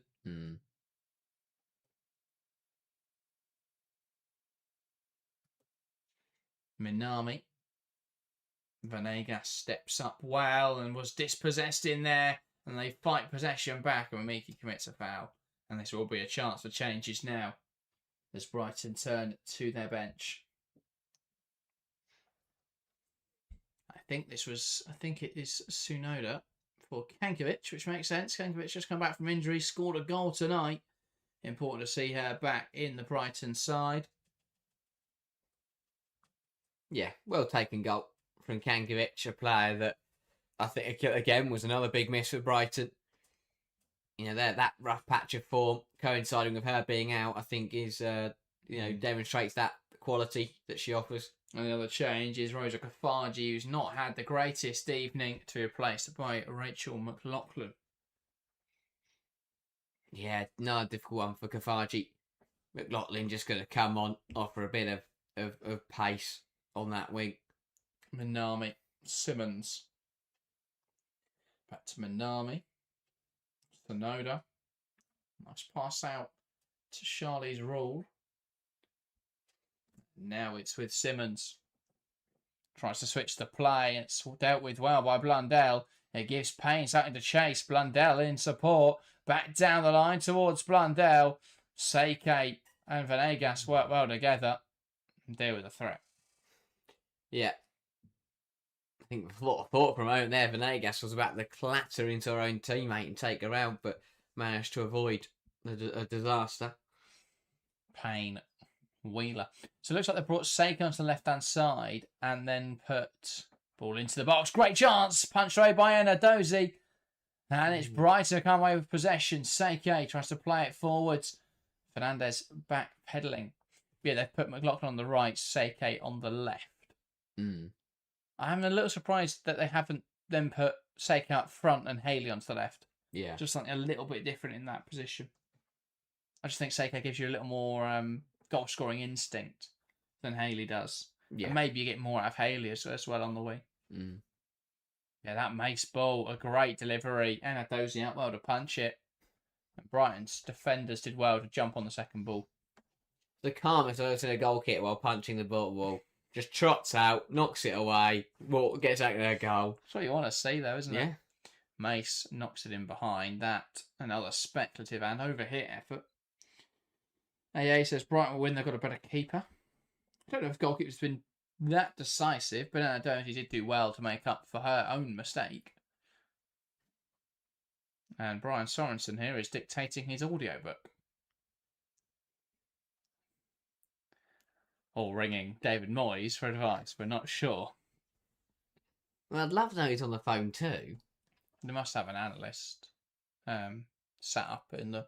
I know, but he's got earphones in. Yes, that's who he's talking to. He's not listening to Spandau Ballet. But you could, surely you can just... I don't know what that was the band. I don't know. That would be brilliant. Is that Brian Sorensen's favourite music? I don't know. Favourite genre? Venegas is down, by the way. She did collide with Seike a few moments ago. Yeah. So, yeah. You just feel that the closer we get to the end of this game, the more and more Brighton are going to come away with the win. I don't see Everton getting in. I mean, I'm really surprised that we haven't seen either Lawley or Garley. I really am. I think they're quality players. They're clearly fit enough to play. They both played 45 minutes against West Brom. So, yeah, clearly they've got the fitness. I'm really surprised they haven't been introduced. Yeah, we are now hitting that 70th minute mark. You've got to think Everton will be making more changes soon. Only one substitution used.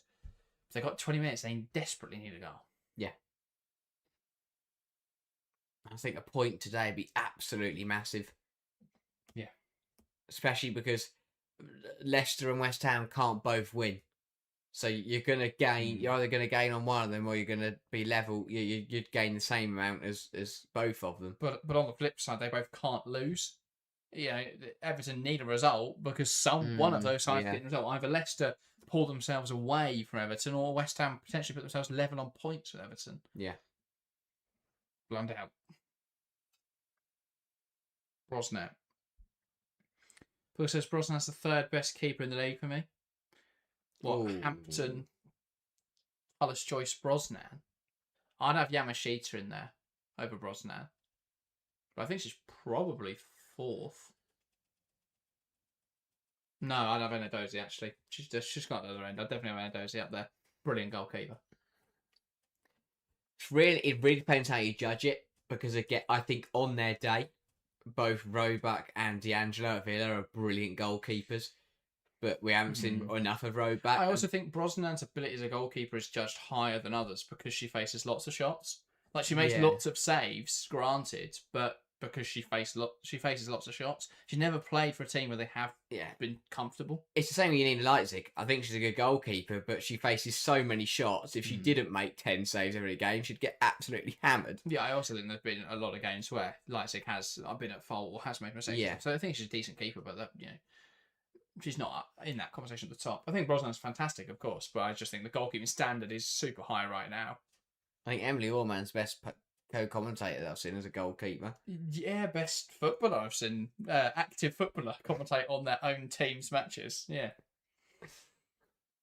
But yeah, there's great goalkeeping competition in the league. I think up until recently, now obviously that Jennifer Falco's joined Liverpool, Everton's got a pretty decent keeper. Jemek's had her moments, but she's broadly a very decent shot stopper. I think it's the one position that is where the gap is being bridged in the WSL, but I think it's also the position where the gap is largest between the WSL and the WSL 2.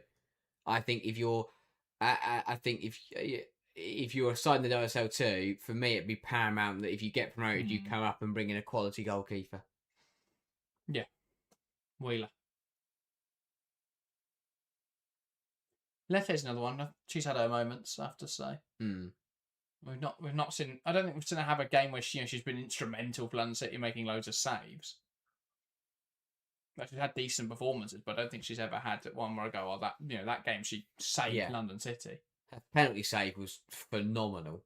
Was that against Brighton, wasn't it? I think so. Yeah, absolutely brilliant. But as you said, there's also been some bizarre moments, difficult moments.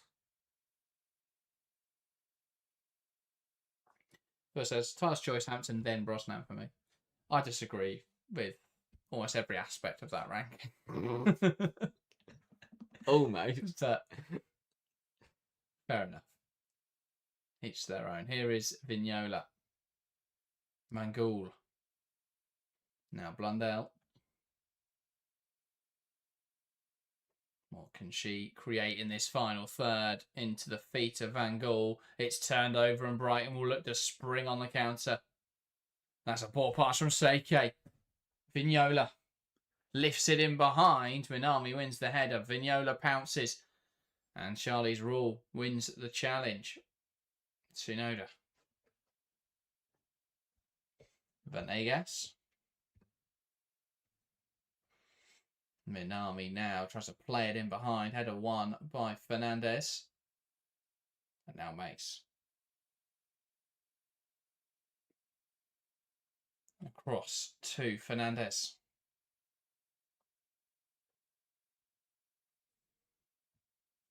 Kitagawa. Now Fernandez.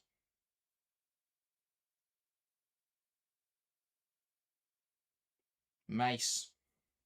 Plays it down the line. And the ball slipped in behind. Here's Payne. And Venegas does brilliantly. Gets back in. Knocks out of play. And that'll be an Everton corner. Yeah, Payne times the run well. Good recovery by Venegas. Better from Everton down this right-hand side. And maybe can they level this game by scoring their first corner of the season. I mean, I think that even that stat sums up Everton's campaign. Yeah, big 15 minutes now. They've shown some signs of promise in this game. It's been one of their better performances of the season. But they'd really like to walk away with a point from it. Yeah. Ball in towards the penalty area, punched away. Wheeler now touches poor. It will drop to Hayashi. Pacheco into the box, and Odozie catches. Yeah, again, good goalkeeping from Endozie. I think all of these corners have been punched away by Endozie. Wheeler just can't bring it down within a reasonable area to then get the shot away.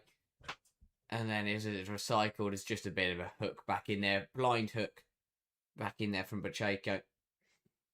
Payne on the right-hand side again. Wants to take on Olaslargas. Gets around her. Ball in. Poor delivery. Yeah, Tony Payne's had a lot of the ball. Yeah. You would have wanted her to do more with it, I have to say. 100%. I think she's a player that just... I don't know whether maybe she looks deceptively dangerous when she does get on it. I think she's a player that I watched and I think she will cause some real problems here. Got a bit of pace with her, but just doesn't really seem to ever hurt anyone. This has got a lot of attributes that are very exciting, but it's that lack of end product and I think decisiveness and threat, really. There's no threat when she's on the ball. It's too easy just to see her wide or you be physical against her or let her shoot because she's not productive in front of goal. And yeah, I think today's been a great example of that. Just really struggled as Tony Payne. Another player who's probably just too good for the WSL2, but not quite good enough for the WSL at the moment. And maybe she'll develop, but I think the league is the league standard and the level of the division is just increasing so quickly. Yeah. It'll probably just bypass her. Olaslargas plays it through to Haley. And Mace does well. Haley's still battling for the ball. She seems to commit the foul. And that will be a free kick. Yeah, just a bit too aggressive there from Haley. I think Haley's quite different because while she's not productive, similarly, she has got that physicality and she does always look like she's going to do something. Yeah. On the ball, she can battle. I think there is just that more potential, and she is still. I think she's a player who can. Has somewhere to go. I think. I mean, she's still. She's already 27, to be fair. But yeah, I mean, Payne's 30. You wouldn't realise that, would you? 30. Yeah. Wow. She's not a young prospect. No. She looks like one. The way she plays, she's very raw. Yeah. Ball in behind. Payne might get there, and Odozie wins it.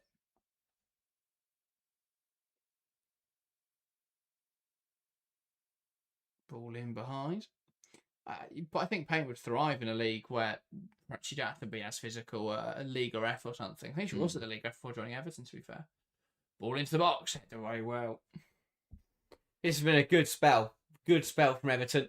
And you feel with the triple change that's incoming, potentially they could take advantage with the momentum that is just starting to swing their way ever so slightly. Brilliant work from Vignola. Wins the ball back, puts a good cross in. Good head away by Manami. Stops Payne from getting there. But yeah, Everton are just starting to come back into this game now. I don't know if the triple change is going to happen now, whether they're going to wait. No, it is going to happen now. Indeed. So Van Gaal, Wheeler and Blundell depart, and Lawley, Garley and Ishikawa are welcomed into the fray. Yeah, and the changes we looked at. Lawley and Garley will look very, very sharp on their return from injury last week. Can they provide for Everton here? Let's see. Corner now. And Miki over this. Ball in towards the front post. Flick on. Doesn't amount to anything. Payne. Mamiki. Payne again. Back to Yuko Mamiki. And Mace. Ball in towards the back post. Head away. Well.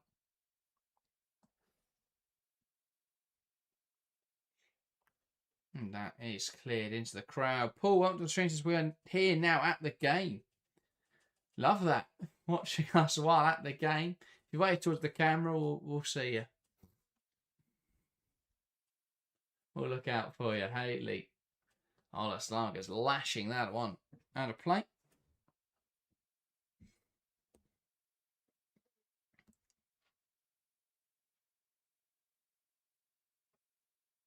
It's going to take something. It's going to take something big from Everton in this game. Really is. I just don't know how they got it in them.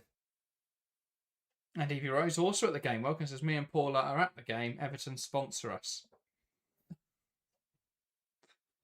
Garley. I think Everton need to score a goal first. They won't worry about sponsoring people. Plays it forwards. Lawley. Fernandez. Into Pacheco. Back towards the run of Lawley, who gets past one. Needs support now. Lawley wants to take on Minami. Takes aim. It's blocked. Seike clears. Chance for Pacheco. Oh, what a save. Chiamaka Dozy out to it well. Makes herself big. And Pacheco denied at the front post. Again, really, really good from Melissa Lawley. Coming on and making an impact. Does well. Good block from Minami. A complete misclearance between Seike. Fires it into her own teammate. Falls perfectly for Pacheco. But incredible, instinctive goalkeeping from Enandosi to keep Brighton's clean sheet. An absolute mess. But what a stop that is. And it just doesn't feel like they can know that the ball's not going to go for them. Just doesn't feel like it's going to happen. Another big chance for Everton to level this game.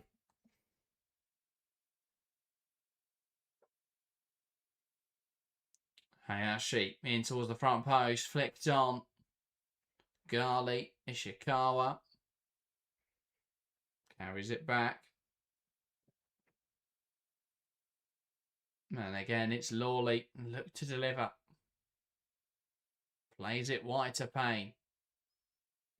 Wants to take on Lagers now. Tries to poke it through the lines. And that's blocked away well. And that's a corner again for Everton. And again, sharp feet from Payne. Don't mind that. It's the first time she thinks she's come inside rather than trying to beat a player to the byline. Well, another corner. There's been quite a few set pieces for Everton. They haven't been able to make any of them count. Need to start taking advantage of the amount of corners that they have had. Because it feels like they had quite a few in this game. Oh, brilliant from Enadozi, that. Ball played well by Enadozi from the corner, and she'll go down with it. I think when you haven't scored a corner all season, you have to think of something different. Every single corner tonight for Everton has either hit the Brighton player at the front post or Enadozi has been punch or claim. You've got to try something different. I mean, I'd love to know the set-piece coaches because I'd like to have a chat with them. What are you trying? Back to Brosnan.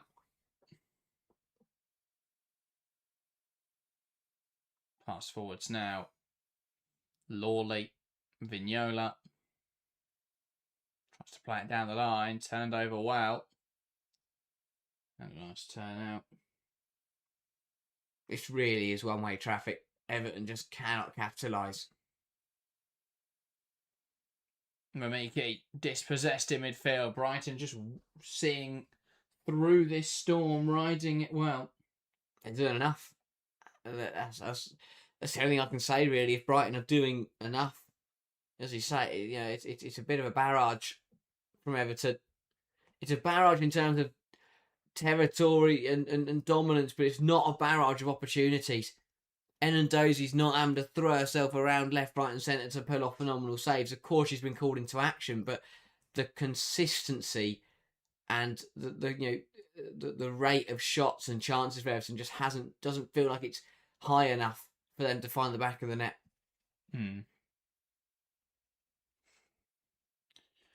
Indeed. 6 minutes to go. Can they find something? This has been their best opportunity in a while to get a positive result on the board. I think Sorensen and the camp will be desperate to take advantage of it. They have really struggled in the league to find results. They did beat Chelsea, but apart from that, They're beating Chelsea 1-0 and Liverpool 4-1. Yeah. But neither of those were results where on the merit, and this is the problem. This is why Everton, according to the data, should be bottom of the league, because on the merit of those matches, they probably shouldn't have won. Yeah. They did well to get those results, of course, but it's not a sustainable way to play. Minami. Wayward out towards the right-hand side. McLaughlin does well to keep it on. Rule tries to drive it forwards. Turned over well. Lawley.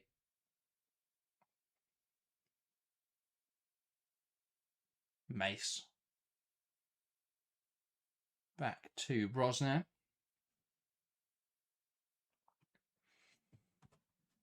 And a pass out to the left-hand side now as Everton look to progress. Lawley. Unable to hold on to that was Vignola. That's out now, though. Poked away for a throw-in. Hayashi. Pacheco. Hayashi. Back to Mace. Lifts it in behind. Pacheco times it well. Plucked out the air by Rule. And hooked away by Minami. It's pretty much back to the wall here for Brighton. Yeah, they're just going to sit in and try and absorb pressure for the next 4 minutes. Everton have got to find a way to break through. Oh, that's a bit of a sloppy pass. Seike into Haley. Has options to the left as she can see them. Doesn't. Nordam does now try and play out to the left-hand side. Oleslaga's touch is loose. Ishikawa gives it back, though. Poke through to Haley, who's in. It's blocked. Still with Haley now. Back to Oleslaga's. Brighton could capitalise. Sonoda. Oleslaga's. Back to Sonoda. And into Haley. Good hold up. Makes those two strong. And Haley should have killed the game there. Vignola dispossessed by Minami. Second ball won by Ghali. Foul committed by Aurora Ghali. It's a clumsy one. It's a silly one in there. I'm not sure how much was in it. So I'm not really sure how much she knew about it, to be honest. It'd be interesting to have another look. But yeah, Everton scrapping away. Oh, more Vignola just colliding with Nordam. Ishikawa has to be better there. And Haley, could she have scored? Should she have scored, perhaps? Yeah, just try to sneak it at the near post. Never really going to work. Brosnan does well. Oh, Slager slips it in behind. Brosnan lets it run.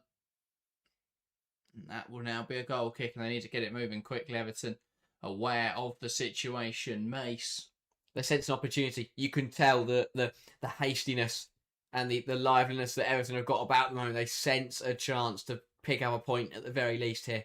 Mamiki battles. Mamiki's fouled. Vignola touches it on to Hayashi, who slips it in behind. Payne tries to get there, and Adozi clears it away. Runs through to Fernandez. It's one of those where you wonder if you punt on Ellie Jones at this point. Just throwing out a strike strike give on you there. something other than something that Tony Payne's just not giving you at the moment. Yeah. Well, they are looking at someone on that bench, as are Brighton. Last rolls of the dice. To be fair, it's not Ellie Jones, so I struggle to see who it could be. Ellie Ramsey up front. Well, Weir hasn't played a minute of WSL football either, or this season, or Izzy Hobson. We also don't think he's played a minute of WSL football this season. There's no way they bring a centre half on. That was brilliant. Just like for like. With the most Brian Sorensen sub. Minami smashing that into the Goodison faithful. Actually, it's just going to bounce down the line. Brosnan wants to take the throw, but there are changes coming, and that is going to be Kenzie Weir for Everton, the centre half, and that'll be Carla Camacho for Brighton. I don't understand that from Sorensen. I'm not sure what he's achieving by bringing on a centre half. Is it a like for like as well? I'm waiting to find out. None of those numbers make any sense. Another roll of the dice. And that was the Brighton numbers. The Everton numbers already gone up. But I think they're trying to work out who'd come So off. it's Mamiki off for Kenzie Weir. And Rule makes way for Camacho. So McLaughlin goes to right back. Haley out wide, presumably Camacho up front. And they've taken off Yuka Mamiki for Kenzie Weir. I have to say that makes the opposite of sense. Sense is just a thing that is a thing that lack. So where's Weir gone on to play? Up front? It's 4 minutes of additional time in this game. I'm at a loss as to what Brian Sorensen's thinking is. This could be a fun 3.5 minutes.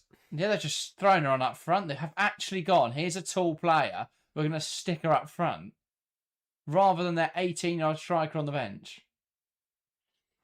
Fair enough. Phil says it's just an aerial threat for crosses and set pieces. Yeah, would you not throw on a striker? I think Ellie Jones gives you as much as Weir does, and it actually benefits the player. Garley battling away brilliantly, just fouled incessantly there. Does get the free kick when she wants to take quickly. Looks to just nip it in behind, and Payne will get to it. Now Cross have got to go in the air because they've thrown a centre half up front. Fernandez loses out to Haley. Truth tries to find Camacho. Camacho slips. It's incredible. Mace drives through the team. Her effort's blocked. She tried to shoot from range. Ball in from Ishikawa towards the front post, and Weir flicking it away from goal. And Everton will try and recycle again as Haley gets a touch just to knock it away. Out towards the left-hand side now for Everton. Pacheco swings it in there, punched away by Anadozi. And it's Seike who gets there. And she'll drive it forwards now. Pokes it on to Camacho. She's just got to head for the corner. Holds it up brilliantly, Carla Camacho. Olas Lagers, Sonoda. If Brighton hold the ball, Everton can't score. Olas Lagers switching the play. Haley chesting it down. Pacheco will pounce. And McLaughlin does brilliantly. And she'll try and keep it in play. And she does so. Rachel McLaughlin knocks it inside. Nordam tries to play it into Camacho. She's annoyed there, but that was her poor pass that gave possession away. Ishikawa, Brosnan, 75 seconds on the clock. Everton, it's ticking away quickly, and there isn't that urgency that they need. Hayashi, now they play forwards. Lawley drives it deep into the field. Mace, back to Lawley, out to the right-hand side. This is a bit better now from Everton. Ishikawa, down the line. Payne gets there well. Lawley. Ball in. Easy claim. For Anadozi, you can't go that close to the goalkeeper. Crosses. Expect to get joy. Crosses and set pieces for Everton tonight have been so poor. I mean, I still can't believe that. How do you get this far into the season and not score a corner? Camacho's in it. Up against Mace. Mace does brilliantly. Holds her off. And now she'll carry it forwards. 20 seconds to go. Just driving the ball. Out to the left-hand side. Pacheco. Weir makes the run in behind. Pacheco carries it forwards. Can Everton find a leveller? Blocked well. Haley will get there. And she'll just hold the ball. McLaughlin. Into the feet of Camacho. It's 94 on the clock. And that's the full-time whistle here at Goodison Park. Everton 0, Brighton 1. Kankovic's 41st minute strike. The decisive effort in this match as they get a slim victory. Important 3 points on the road for Brighton, but an opportunity missed for an Everton side who desperately needed 3 points today. The wait for their first home win of the season continues. That was a big chance. A Brighton side not at the top of their game. And for the majority of that second half, the home side were on top, just couldn't make it count. Crosses, set pieces, not good enough. Deliveries into the penalty area, they were just lacking quality, and they couldn't put Brighton under enough pressure to force that goal. Made, Enandozi make a couple of good saves, but apart from that, not good enough for Everton in front of goal. 6 shots in the entire match, just 2 on target. In that second half, just 4 shots when they desperately needed the goal. Their last shot came in the 81st minute. They had 13 minutes after that where they desperately needed a goal, and they didn't have a shot. It's incredible. I mean, Ruby makes his one count as a shot, sorry, in the 92nd. The effort that was blocked, which was broke forwards, was blocked. About 25 That's yards one of their out. 6. Wow. Yeah. Disappointment for Everton. Just they lacked anything in the final third there. For Brighton, they got the job done. It wasn't the prettiest performance, and Adozi was crucial once again, but they pounced a mistake and they killed the second half fairly effectively. Yeah, they did very well. I think that you have to give them credit. They as you say, they got the job done, got the goal, and that's all you need to do in football. Make sure you don't concede. I think that was a very similar Brighton performance from what's in the rest of the season. Nick a goal, at some point in the game and look defensively solid, can look to dictate the tempo. Thought they got away with one a little bit. If Everton had been a bit more threatening, then it could have been a different result. But yeah, a disappointing one for Everton. Brighton, though, a very big win on the road, puts them in the top half, and they'll look to kick on from there. Absolutely. Well, that does bring to an end our coverage of Everton versus Brighton. Well, we are not back tomorrow because tomorrow is Chelsea versus Arsenal. If there is anyone of a Chelsea or Arsenal persuasion who happens to be going to the game tomorrow, we will be at the match. So if you see us, feel free to come and say hi. If you are wearing an Arsenal shirt, though, do expect us to just chant Chelsea chants at you. Outside of that, we will be back on Sunday because we don't like multi-view, so we'll be focusing on Aston Villa versus Manchester United and keeping tabs on all the other matches. So join us for that on Sunday. And of course, we'll be back next week as we are back on Monday night with the weekend roundup, and we are back on Tuesday with the Double Sale transfer show. So a lot to look forward to this week. And of course, on Wednesday, we've got a very exciting double header. I'll be live at 12 o'clock midday for Everton. Definitely not Everton. Gotham FC versus Corinthians, and we'll be live in the evening. Harry will be back for that one as Arsenal take on As Far. So a lot to look forward to this week in the world of women's football, and of course, we'll be reacting to whatever happens tomorrow in that big game between Chelsea and Arsenal. Phil said, I wish you luck, but I wouldn't mean it, lads. That's all right, Phil. We don't need luck. We need 3 points. So we look forward to that match. We'll be back on Monday, though, to gloat at Phil. And if Chelsea lose, we will not be talking about that game on Monday's coverage. We'll just gloss over, leave it for last, and miss it off the end. But that is everything from us today. Thanks everyone that's tuned in this evening. 2 sides lower in the table can tend to be a bit of a quieter stream, but thank you all for showing your support this evening. That, though, is everything. Thank you guys very much for watching, and we'll see you next time.